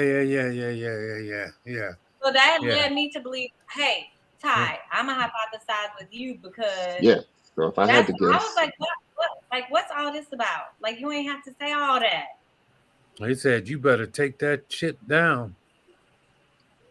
And he said, "Okay." Who you talking about, Marvin? You talking about Marvin and his girlfriend? No, because Marvin had pictures with his girlfriend. That was at the beginning of the season. We talking about last week when it was a rant on social media about the defensive rant. That should tell y'all right there. Come on, Switzerland. What? Who was defending and why was they ranting about it? I'm so confused. Click off, Aries. Get out the screen while we talking about this. There was a Aries. that You was shall not be almost right before the. Aries is not a part of this foolery. So remember, J-Dub, you're wrong. J-Dub, you wrong. You wrong. Right. Next remember, Tuesday, come on with your apology. I need an apology next week, J-Dub. the cast is seeing it for the first time. Right? The cast is seeing it for the first time. So the cast doesn't know that it's a cliffhanger. Correct. So, somebody wanted to clear the air. They cleared all the air, and they were still made a mad post that no longer exists. Still mad at old girl. Still mad at old girl that ain't even there. Well, that's a lot. And there you have it. Yeah, sips tea. Look at Aries. Any other questions I can answer? I don't think you can answer none of these questions. And I don't even, Somebody did ask about the girls, I guess the dynamics, kind of with the girls on the show. And I think even with that, I mean, y'all obviously have seen social media this last week or two or whatever. So I think that as the season goes on, things progress. It's like this roller coaster ride pretty much the whole time. But for the most part, I felt like the girls, a majority of the girls got along pretty decently throughout the there was a separation. There's kind of like a little cliquish, stuff where certain people just gravitated toward each other. And that was how it was. But some of that has shifted over time, obviously, with things that happened through the show. But today it's not good. Who became your closest friend during the show? I would say like today, who I text with regularly would be Lee and Kat. So, besides yourself, can you spoil who else makes it to the end? What? Bye. Click off, Aries. I like how he tried to word it. You good, P.L. You good. Oh my God. Besides yourself. Someone did make a comment about only having two genuine connections. Mhm. Well, Janelle said it on her live. Okay, rant. y'all. She was like, "There's This someone asked her in her rant, like, is why how you many don't. connections do you see?" And she said 2. And I was like, "Damn, girl." So we probably, and so I would say there's probably more people that are on the couch together, but she may only believe in 2 of them. That's what I got from it. Mm. Good observation. Don't say nothing, Aries. No, ma'am. Mhm. We're gonna keep you safe. Everyone has their experience in the show and what they saw, what they feel, their opinion, you know. So We gonna keep you our precious gem, honey. No, ma'am. We protecting you. When they say protect Black women, we protecting Aries right now. Listen. So so is it true though that at least one of the cast members, male or female, is married and has been married during filming? Wait, who? Click out. Where was Click that? out. What? You talking about Maurier? Maurier? Oh, Maurier. He's married? That's what you talking about. He's married. Y'all heard he was married? I ain't heard nobody was married. I got If one. y'all remember, what was it? The second season of Raid to Love, the one that said he was celibate or whatever, and then He had a baby coming on the way. He had met somebody one day, was married the next day, and everything. Y'all remember that? Is that what you giving? Is that what you trying to say is going on, Theo? Remember, because he was like, "I'm a virgin. I've been saved. I've been waiting for the one." I can't remember. It was either season 1 or and she was like 6 months. She was 6 months pregnant, and he was married. right? At the reunion, which we know, I don't. So word is, y'all filmed the reunion before, like, the season started airing. Damn. In our time, did y'all see? You saw your season before y'all reunion? Yeah. we saw maybe like 5 or 6 episodes. So we came. Everybody was coming in hot. Yeah. Maybe they did this so it wouldn't even be even more hot. I think they switched it up on the Potomac cast. I think that's the first time they switched it.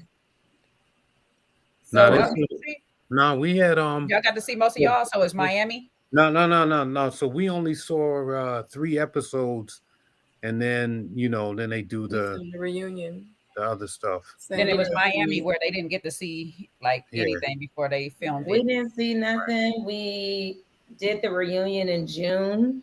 So y'all hadn't seen none of the episodes on TV. Not an edit, not a clip, not a nothing. They didn't even like.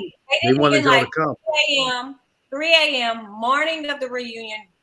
Drop y'all. They didn't want y'all fighting because they knew that if y'all saw it, y'all would have been in there fighting. I think so. Or y'all wouldn't show up. That part. My season, we were maybe like 5 episodes in, right? They dropped us like 1, 2, 3 a.m. and we had to be at the reunion at like 6 a.m. Right?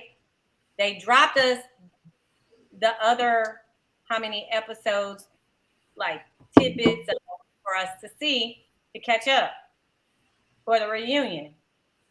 So y'all stuff must be so thick that they couldn't even afford to do that for y'all.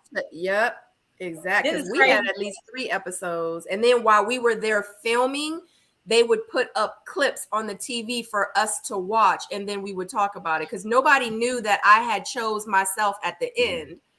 But at the reunion, they showed me and Walter on the bridge, and I was like, yeah, I'm choosing myself. And everybody was like, oh, because a lot of people didn't even know, but we saw it at the reunion. They showed a lot of shady shit. Got to see clips during your interviews? Yeah.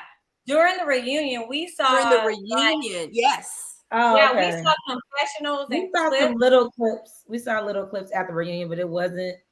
It was the first time we were seeing anything with us on screen. Those little, whatever that little mashup was, that's what we saw. Damn. Yeah, they wanted us to fight at our reunion. Well, they didn't need to egg anything on. Nah, they That's wanted what us I'm to fight. They didn't need to egg anything on for y'all, clearly. Yes. Because y'all were Nah. already coming in hot, and they ain't want y'all hotter. They ain't want no restraining Exactly. orders. They had a Exactly. 30-minute argument. They had a 30-minute argument. We went on break. When we came back from break, the very first clip that came up on the screen in big words said the girl fight. We was like, damn. Like we just finished a 30-minute argument on stage. We were And now we got beefing. to talk about the fight. We were beefing at our reunion. We were turned up, and y'all don't even see none of that. Yeah, I felt like they just let the cameras roll. Ain't nobody try to break it up. Ain't nobody stepped in. Nothing. They told me, production told me at the reunion. I was like, if she come out her mouth wrong, I was like, I'm gonna say something. Like, I'm not gonna hold back. I was like, I can't do it no more. They was like, say it, say it. I was like, y'all don't want me to say it. They was like, say it, say it. Because in real life, production wasn't feeling some of the women that was on the cast. So in real life, they wanted me to go in. They was like, finally, somebody said something to them. Like, they was happy I said it. And well, I really think they wanted me to look like, you know, like the snobbish girl, thinks she better than people. So when the stuff really came out at the reunion, y'all ain't see it because, you know, they just wanted me to be there for a friendship, but they didn't see the deep shit. Because, like, I ain't even lying. It was thick. And y'all didn't see none of that. And it's so crazy that now we're seeing thick. You know, we're seeing the full Monty. And before, we were really, really, really, really conservative. I got a question for Aries. Maybe it was like this person that from each of us that they wanted us to see that, you know what I mean? Because the truth did come out. I just want to sell my book. That's all. You wanted to do what? I just want to sell my book. Oh, right. The one that you never wrote. Yeah, that book. Oh, yeah. How much did you make on it so far? Like probably like -0. Oh, I thought that I really thought the book would come out on your reunion, but on my reunion, you know, like when people always ask me who was the person that, like, who was the person that got sideways with you, like Habibi you, not like Habibi, but like it came out, but they ain't show that part, so that's why I don't ever answer it. Well, they said that P.O. went on the show to promote his book. Right. No, they didn't say that. Someone said it. Yeah, somebody. And we still waiting on a book, the movie. We done seen 10,000 trailers with the Jason music. That I even reposted. Right. Yeah, I know. I should have wrote a book about that for real. Oh shoot! You got a question, Tyrone? Oh yeah, I was gonna ask. Is there a connection that was created that we didn't get to see play out on screen? Either they were eliminated or what have you. Like as of right now, where we're at in the show, as of what has been on TV so far. Meaning, like at the reunion, are there people that end up together that we didn't get to see on screen? Seen yet together on screen. I'm just saying during the whole season. That's going to be a tough one for her to answer, but I want you to go ahead and F that up and go ahead and spend that $750,000. Go ahead. Stop. Let it off. You know, people could still link up afterwards off camera. You know, they're not part of the process anymore. So you're saying, okay, so you're saying like just two people that was like, oh, y'all hooked up? You know, yeah, we decided to continue, keep it going. Oh, Tyrone, you should ask her that question about like other seasons? You should ask her Nah, your. nah. Oh, are Oh, come on, Ty. Don't get conservative What, now. what is it? You I'm already scared. crossed barriers. Is it BDSM? I'm scared. you really like Aries? See, now, Then you gotta I ask mean, her a question. ask the question. The question that we always ask is there someone, well, actually, it's two questions. Yes, two I don't questions. know if should I ask the second one? You you ask both Kinda questions. You weird. ask Oh everybody. damn! Oh damn! Uh-oh. I, Oh, I come don't on, even know what to Tyrone. tell Come you, on, Aries. bring it in, brother. So Come the on. Leave the first question, camera. I don't so even the know. first question is, who would you date from the other seasons? Or is it And anybody? seriously, who would you date seriously from the other seasons? And then there's Ty. a follow. And then there's a follow-up question that they Now, were Ty, making you me sound ask. like Red. You sound like Red asking Aries if she find you attractive.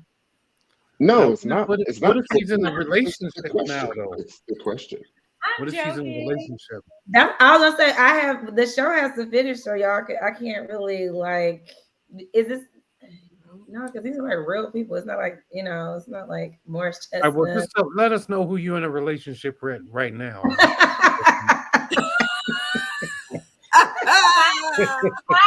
Good one, Pio. Jordan Game 6. The Ty question is got Jordan nothing to Game do with 6, me. baby. Shoot it, baby. You better The shoot question it with has them nothing strong to do arms. with me. Yeah, It's it has about nothing to do with the show. If you have a connection, we're not trying to disrespect we nobody. ask everybody I the will question. say this: No, when really, I came really, Aries, ready to really, love Hold on, before she's this speaking. before this season started, right? Uh, Coming in, and they asked me like my type. mhm. Season 1, Mike Bless, Mike Ooh, Anthony. Everybody say Mike Bless. That's like the template that if somebody was like, what like he looks like the look. I don't know the guy. I don't, but that was what was in my mind before I started the Yeah. You Was want he to ask another season question, Ty? 2, right? No. He was season Now 1. I feel like I can't. Now. Yeah. why? All right. The second question was Uh, if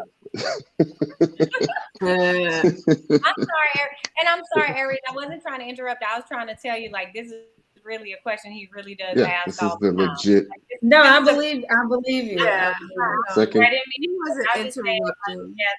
I was saying it in this tone. I'm sorry. The second question was if you was just in town for a weekend, who would you try to connect with? In which town? When nobody would find. Would you Don't say nobody Carl? know nothing. Don't Don't nobody know nothing. nothing when nobody Nobody find gonna find.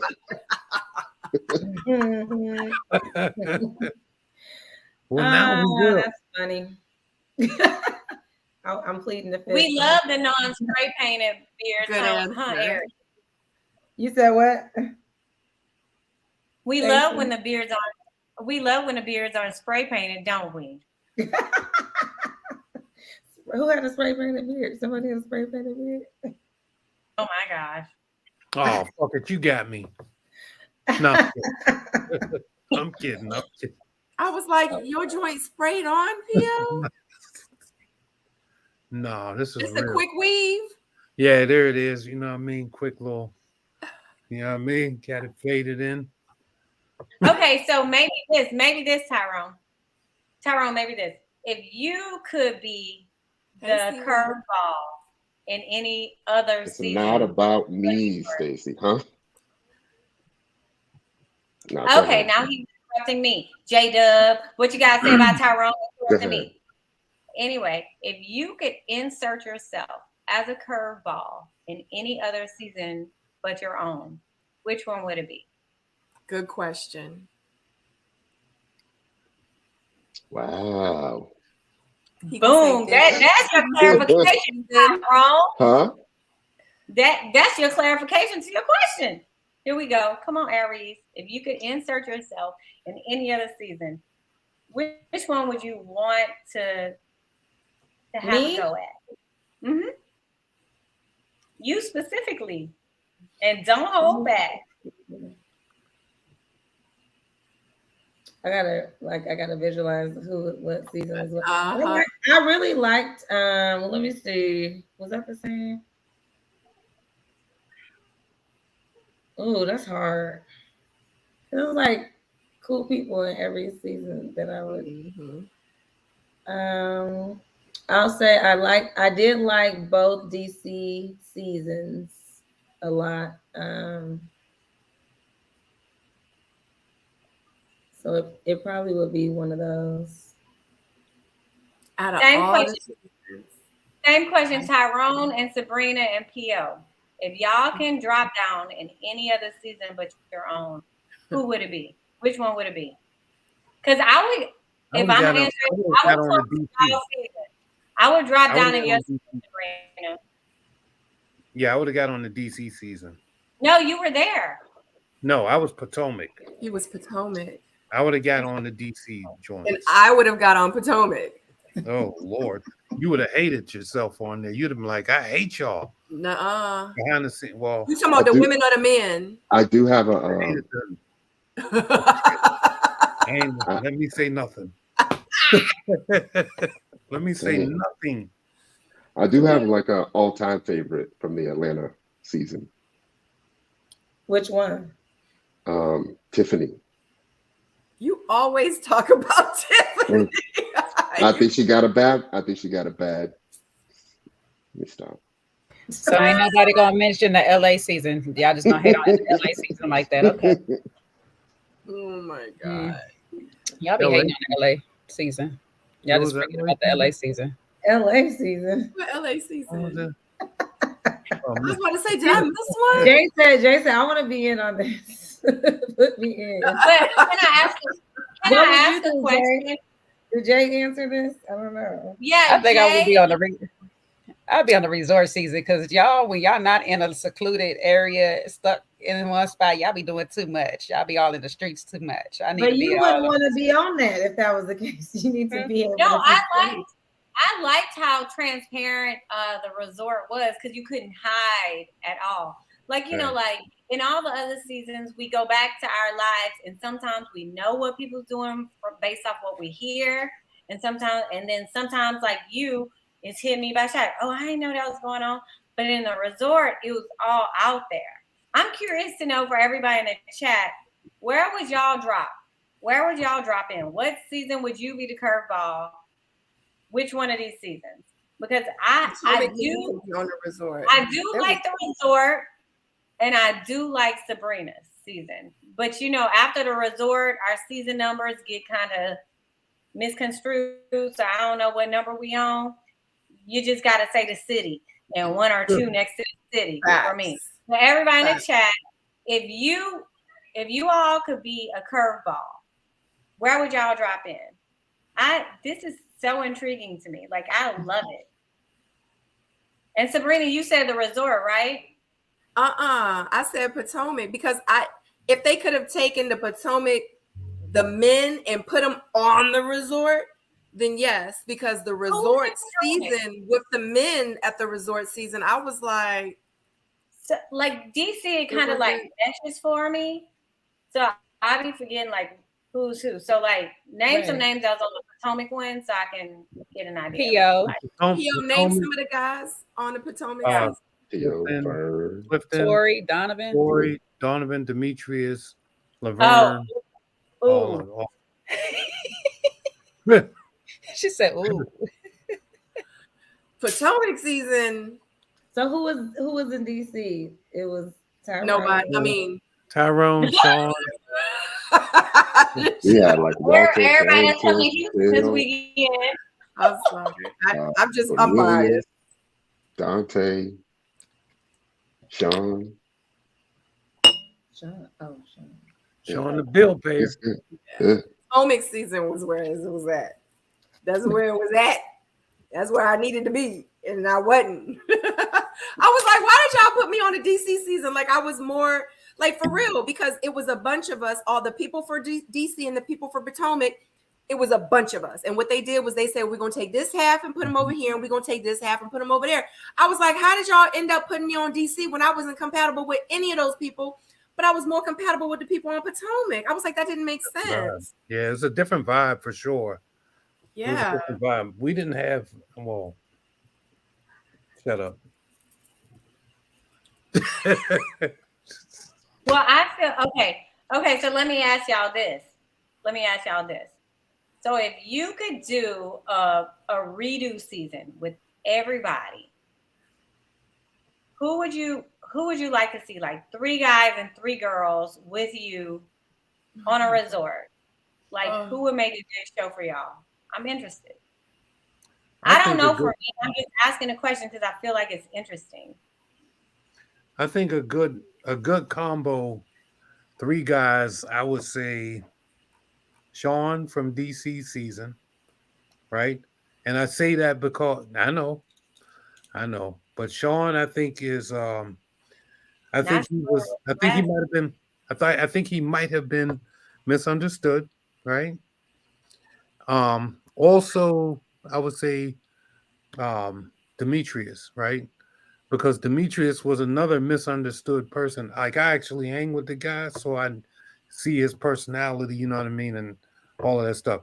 And he's hilarious. Like, and I mean, but Theo, can you keep it to men currently with that's not in relationships? The men that's not in relationships. Okay. So yeah, I would say. Wait a minute, hold on. Is that the trick question, man? I don't know. I would say Sean. I would put Sean, Demetrius, and maybe what you call it? Probably the new dude the dude from Dallas season, the first one that went off.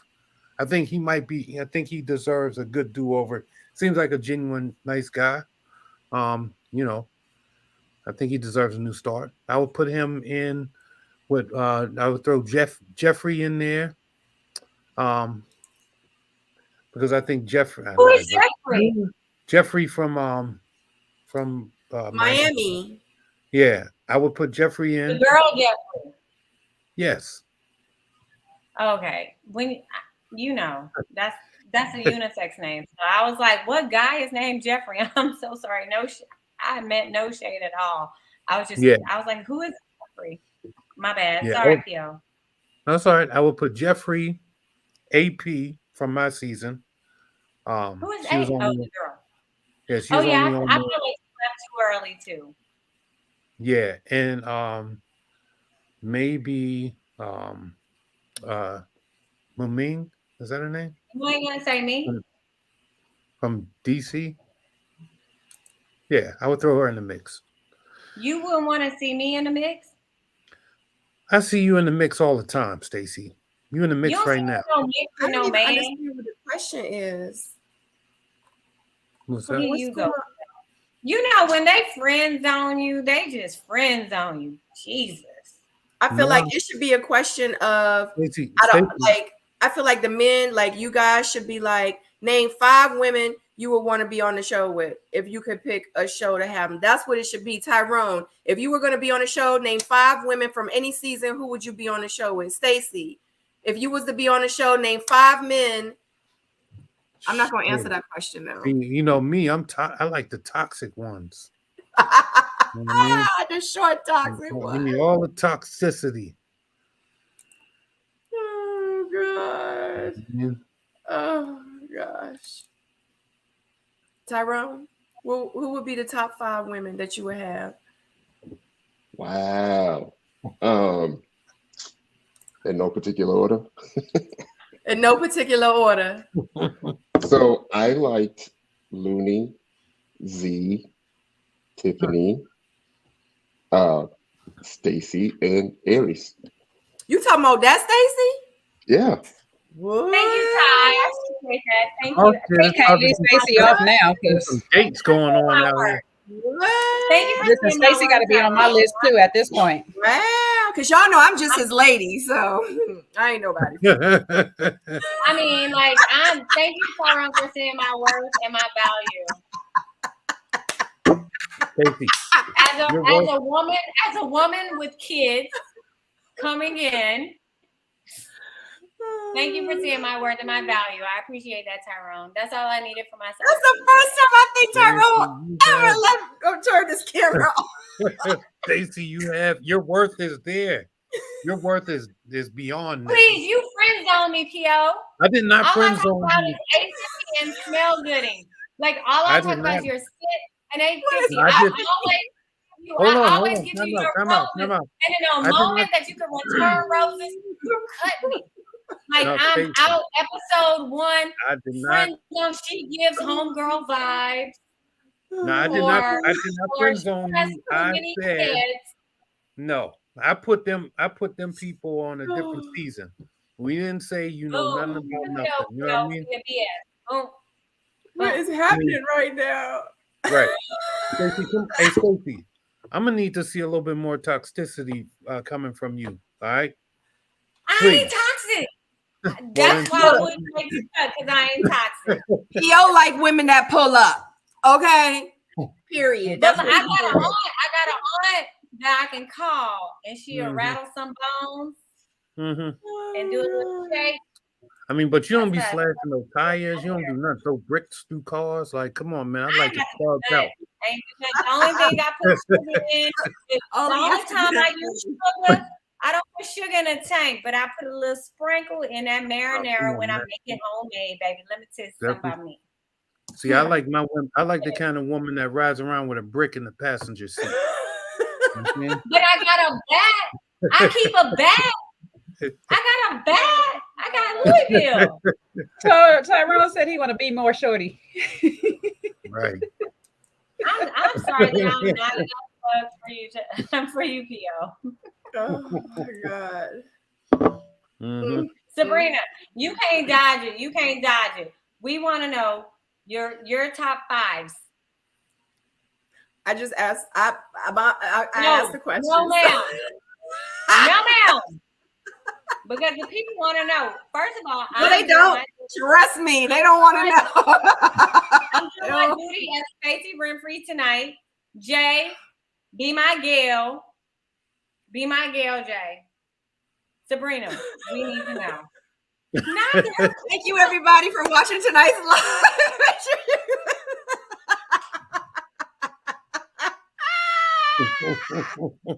Let me tell y'all something. I'm starting to sweat a little bit. Take them glasses off. Take them glasses off. Oh, sugar. Baby. Like Aries. Hold on. Let me come to the other screen so I can see how many people in the chat. Let me see how many people watching. Oh wait, that ain't this one. Hold up. Everybody want to know, sis. Everybody want to know. No, they don't. They don't want to know for real. Oh my God. Tell her. So, okay, so everybody on the panel, ask Sabrina, just give her a name and ask her if they would be on her last resort season. The Lost Island of Love, last resort. One name. No, 2 names, a guy and a girl. Oh my God, y'all. Somebody said Sabrina and Marvin. I would love to see that, but I would love to see that interaction. Because Sabrina, you're like so like real. So I feel like you would really make him speak. I would. That and I would love to. I would love to. Like Marvin, if you're watching this, like holla at me, slide in my DM so I can get you on the missing link. Yeah, so we could talk about his product line. He would totally do it too. Oh yeah, I would love for him to do it. Absolutely. Oh God, everyone is saying, come on, guys. Okay. Tyrone. Who is it then? I ain't gonna say it. You gotta say it. You said you know it. I can't let you off easy. I want to hear it. I would say Donovan, London, Mike Bless, Um, I don't know who the fourth one would be, but the fifth one, probably the weekend when ain't nobody gonna know. Probably the other Mike from Miami, Chuck, Big Mike, Mike. Who is Mike from Miami? Mike from Miami. Yeah, Big Mike, Mike Mike. yeah. from Miami. The scripper. Oh, Wait, the interesting. who? The scripper. Which Mike from Miami? The one that The who? it ended up being with remember he bought the box of roses. Brandy, him and Brandy were together. Yeah, Yes. Mike is my dog, man. I'll be trying. Yeah. I want to follow him on IG, but I can't. I did follow him, but then I saw these half naked pictures. I'm like, oh, come on, man, this is on my I line. mean, Bro. his whole Instagram is a thirst trap. Yeah, but you know, that's my guy right there. Yeah, like I it was a lot. I had to stop following him. I was like, wow, like, it was a lot. I don't think I ever followed him. Yeah, I did. Yeah, he was in Houston. Stacy, that when we was down there. When I met him, yeah, that's when I met him. Yeah. Yeah. Oh my God! Somebody But I said, don't "Wait, think he's a actually- stripper I now." don't No, think he I was a actually- stripper on the show. Was he a stripper on the show? Yeah, but he had an appliance business. I think don't he's remember mad. the stripper thing. So his Instagram gives off. Well, he Magic Mike. does. He does. It's on his Instagram. Like he does parties. He performs at I parties. thought it was just his thought. He gives out bow legs. That's his He thought gives out job. bow legs.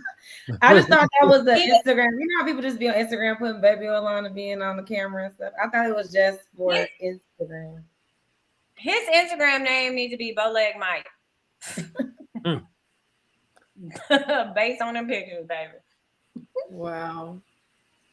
Wow. Well, that's That's all. Tyrone said maybe Samson for the first 3 weeks. And then I had to be like, you got to go.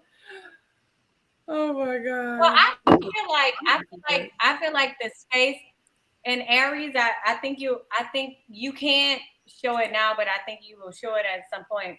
I think like the space that we're in, like as post season cast members, I feel like we just be like, now that we know the truth, we can just say how we feel. And so like I would actually throw in some extra people, because like if Sabrina was gonna be on there, I would want other people who I feel like she would bring some stuff out of them that the viewers never saw. Like I feel like the conversations to be had, the interactions, it'll be all the way up. It'll be a whole nother level of stuff. So like I feel like I don't know.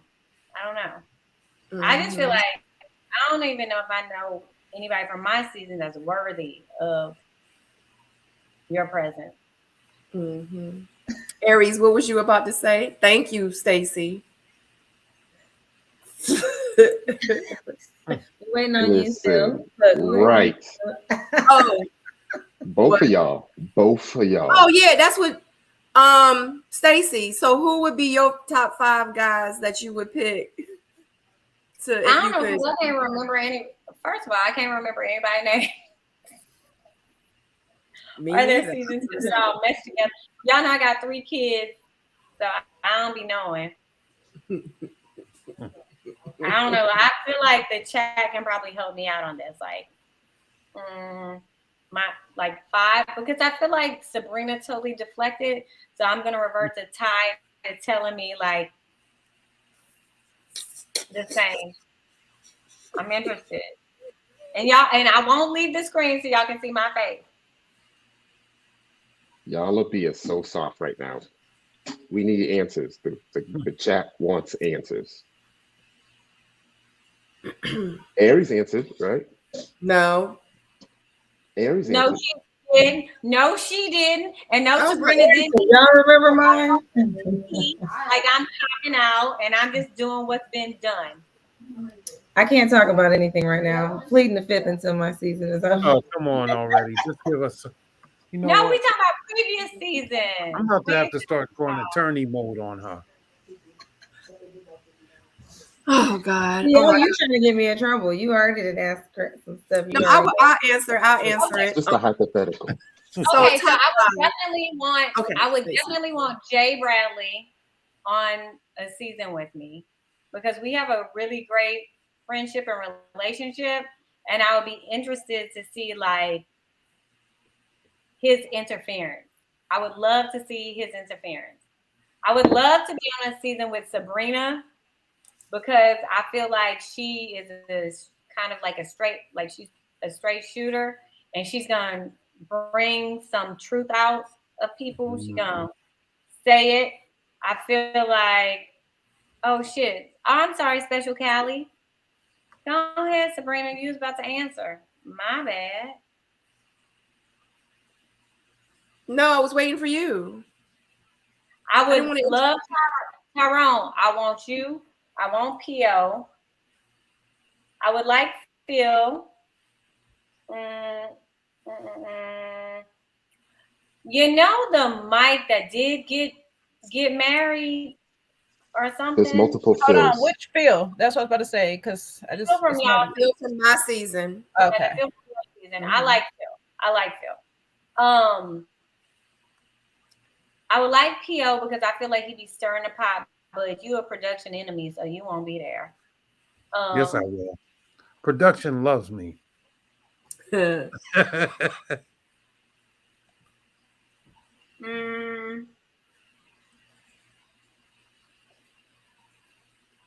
I mean, I would like if I can pick another girl from a season. I would like to be on a season with Sharice because I think she's interesting and fun. Mm-hmm. Um, mm, Out of all the comments, Sabrina. Hey, Stacy, you do know that we can put that show together. You know, we're all out of our contracts, so you know we get to do this on our own. I say we start making let's phone calls. We may start making phone calls, and then we put the show together, and then you know we do what we do. let's surprise the people. That's it. Listen. I'm reading Didi. I know I'm not dating the women, but I feel like part of like the entire picture, you got to include different women. So I would definitely put women that I'm in. Like I don't see how we could mesh, and I'll be interested to see like our interactions as well. You know what I mean? So I would definitely put some women that I may not know that I may like when I'm watching them and I'm thinking about me. I can think like we might not vibe, but I'd be interested to see like how everything flourishes with men involved. You know what I mean? This is interesting. Mm. Yeah, you know what? Let's talk to what's his face? Offline. Carlos. Let's talk to Carlos King and see if he'll, you know, put this joint together for us. You know what I mean? Call it the RT. Okay, you're gonna really have drama. Let Carlos produce it. You're gonna have drama for real. Ain't gonna be no love. Let me tell y'all already, it would never be a Stacey and Joel. Let's start there. If you look like one of my uncles or something, that ain't it. And I like and I'm attracted to people of like.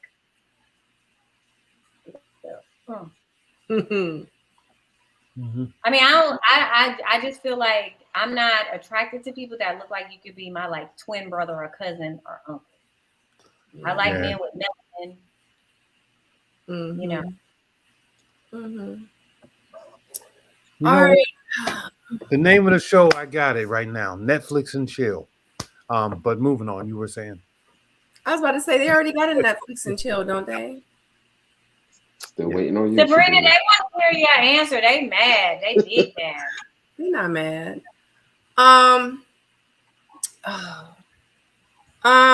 5. So, golly, Jesus. So, yes, Mike Bless. I've always said Mike Bless. Donovan. Tyrone was kind of right on with, except for the Mike from Miami. Who was the third one? So Mike, Donovan. What was the third one that you named? Because you were right. Because I was like, yep, he's right. London. Yeah. Who else? Uh,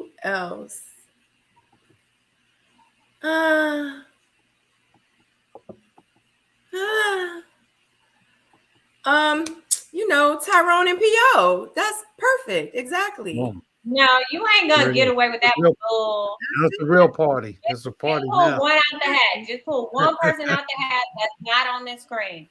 Pull one person that's not on the screen.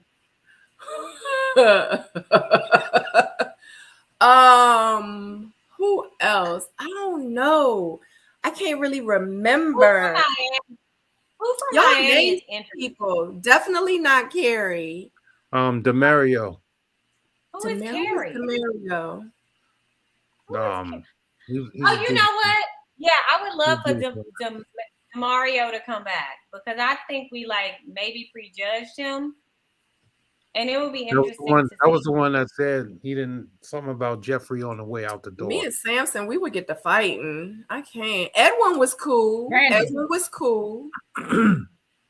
Edwin, I definitely, because you know what? Because he could cook, and I love to eat. So yes, that would actually be perfect.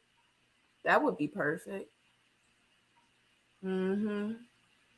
Yeah, I think that would yeah, that would be it. I don't know, because I don't really think about the guys from Ready to Love. I don't think about them like that. Like, I look at all the men like my brothers, and the women I look at like the ones that I like, and I get a lot, like I look at them as like my sisters. Like, I just look at it as one big family. You know what I mean? Like, it just would be weird to me, like, dating someone from like the franchise. I don't know. It just would be weird to me or something. I don't know. Like maybe cousins. Maybe sort of in a sense, yeah. Like Anthony, yeah. Anthony is cool. Lyndon, yes, but like I said, I look at all of them like kind of like, I don't know, like I could just hang out. Eric? Who is Eric? I don't know. Chef Eric, the chef from my season. With that cheesy ass pasta? No, sir. No. How you know that pasta was cheesy? Oh. He had shrimp in that pasta. Remember, I'm Creole. We don't put cheese without seafood like that. No, sir. I didn't really care too much about the pasta. I'm Creole. No, I have that. Are you Creole? Oh, I'm Creole too. We all Creole. My family is from Opelousas, Louisiana. Palmetto, Lafayette. Okay, cuz. Get out of here, because my auntie is from Opelousas. Oh yeah, the country. And you got a little Nigerian in you too, huh? On my daddy's side. That's Sabrina. Just for 23andMe. Sabrina, I did go to David, and I did taste Edwin's cooking. I tasted Edwin, and David was also cooking, and it was impressive. But what about chef? It wasn't the cheese to balance off. You don't know how to balance off the seasoning, and I don't mean that in a shady way. But we down here where we make a roux, that like a bechamel, We don't do cheese like that. So did you taste Chef Dietrich's food? Is it Dietrich? Dietrich is nice. He's nice. Like, we used to talk sometimes. He's a nice guy. He was from Houston. Was he a Houston season? I think he was. Yeah. I think so. Yeah. Okay. Anyway, all right, guys, let's get ready to wrap it up, because we can stay on here and shoot. This is how y'all in real life, this is how we be backstage. Like, we could be backstage for hours and we just be talking. So it's kind of exciting to be able to share this moment with you guys. Yeah, because I don't know. Like I said, this season, it's just kind of just making me feel like let's just come on and just talk about it. Like the norm of the what is it, the structure that I used to have, I just feel like with this season it's just not working anymore. Excuse me, like us just getting together and just kind of talking about it, like that's where I'm kind of getting like the interest out of it now, because there's just not structuring and the format is not formatting like it used to. I love the face, Stacy. But anyway, all right, guys, we're going to go around the room. Everybody introduce yourselves. Let them know where they can find you on your socials. Let them know if you are working on any projects that you want to share. And yeah, we're going to go ahead and wrap it up. We're going to start with Jay, Tyrone, then Stacy B, Aries, and then we're going to go to Pio, and we're going to definitely wrap it up. Yes. Well, I'm your girl Jay from Another Round. You can find me on IG, Another Round _JS, and also on YouTube, one word, Another Round JS. And yes, I'll drop my thoughts on this latest episode, combined with a little bit of last week's episode. What's up, everybody? Tyrone. You can catch me at Ty Wilson 21 everywhere. We'll be back tomorrow night at 8 p.m. for Wednesday's Mental Health Day. We're going to have P.O. back. We're going to have J-Dub on the panel. We're going to have Phil on the panel. And we're working on a couple more people tomorrow night. We're going to talk mental health topics amongst the men. I've also been in talks with Corvea from the Miami season to discuss some mental health topics for the women. So I am looking to keep that going. So if you or someone you know is interested in joining, let me know. All right. That's it. Stacy B. Stacy B. Y'all know I be having so much stuff going on that y'all got to find me on Instagram. Like, if y'all want me to know or respond to you, you got to hit me on Instagram, Stacy_B with 3 E's. I had so much fun. Thank you so much, Aries, for joining us tonight, though impromptu. I appreciate the shenanigans with you. And hey, the MVP award goes to the chat tonight, because let me tell you how lit they were. Like, I had to find out who was a turtle tonight. Like, I didn't even know. They even named like Donatello. Who knew? Huh. Y'all the real MVPs. Wow. Aries. I'm Aries. I am co-host of the Bold Black Girls podcast that airs every Wednesday here on YouTube. And you can follow me on my social, Aries WW on Instagram, or Bold Black Girls on Instagram. And of course, Ready to Love on Fridays at 7 p.m. Central. All right, say that. Right. I'm the most boring cast member, so you might not really see a lot of me, but you know. No, you're the most relatable one. That part. Like, you give us hope. You're giving us hope. Don't give me too much pressure, you know. I might, I don't know what's gonna happen. Just keep doing exactly what you're doing. You winning, sis. Thank you. Mm-hmm. And I thank y'all for having me and letting me join the panel as well. Thank you so much for being here. Pio? Yes. Shout out to Aries Zoom room. I know that's where you take all your Zoom calls at. It is. Yeah, I know. I can see, nice little setup. Okay. So I am at 100 sightings on IG, doing everything every day, all day. That's how we do it. I did want to send a special shout out to my sister April Gaines, who's in the chat. She came through. I'm in my Pittsburgh home right now. She came through and got me this smokeless grill that I'm going to take back when I go to DC, and I'm going to try to grill up something and see if I get that charcoal flavor. But it was an impromptu surprise, so really appreciate that. Love you, sis. Everybody's following me on IG. You know what it is.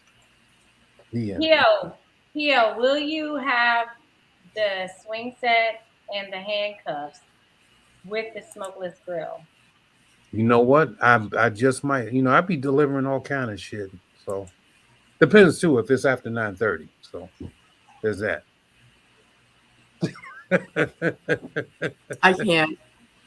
Thank you so much, guys, for watching. Thanks for hanging out with us. We had so much fun today. So sorry that we didn't, I don't think y'all even care that we didn't stick with the program. Thank you so much for Aries for joining. Thank you for always joining in the chat and supporting me on my channel. Much love to you. I know our friendship kind of started with, hey girl, and it kind of grew to this. I would have never thought that you would be joining me up here, and I so do appreciate it. I don't take it for granted, and congratulations on being on the show, on your success and everything that you have going on. I would love to have you back. My chat would love to have you back. Anytime, you are more than welcome here. Shout out to my panel. I love you guys so much. Y'all always show up for me. Y'all could be anywhere in the world, and you decided to be here with me tonight. I love you so much for the support. Shout out to y'all in the chat. Like, y'all tonight, y'all had it lit. Okay, man, I tell you, without the chat, I don't know. It's like 50 here and then 50 over there. Like, we got to be together to have this 100 team. So shout out to my soulmates. I love you so much. Make sure you click that thumbs up if you enjoyed the live. If you are watching the replay, put down below like what you thought. Like, who do you think is going home? Is it going to be Marvin or is it going to be Red? Let us know also too, like, how you felt about the show. Other than that, yeah, that's it. We will see you back here next Friday for the live reaction watch party for episode number 5. Love you.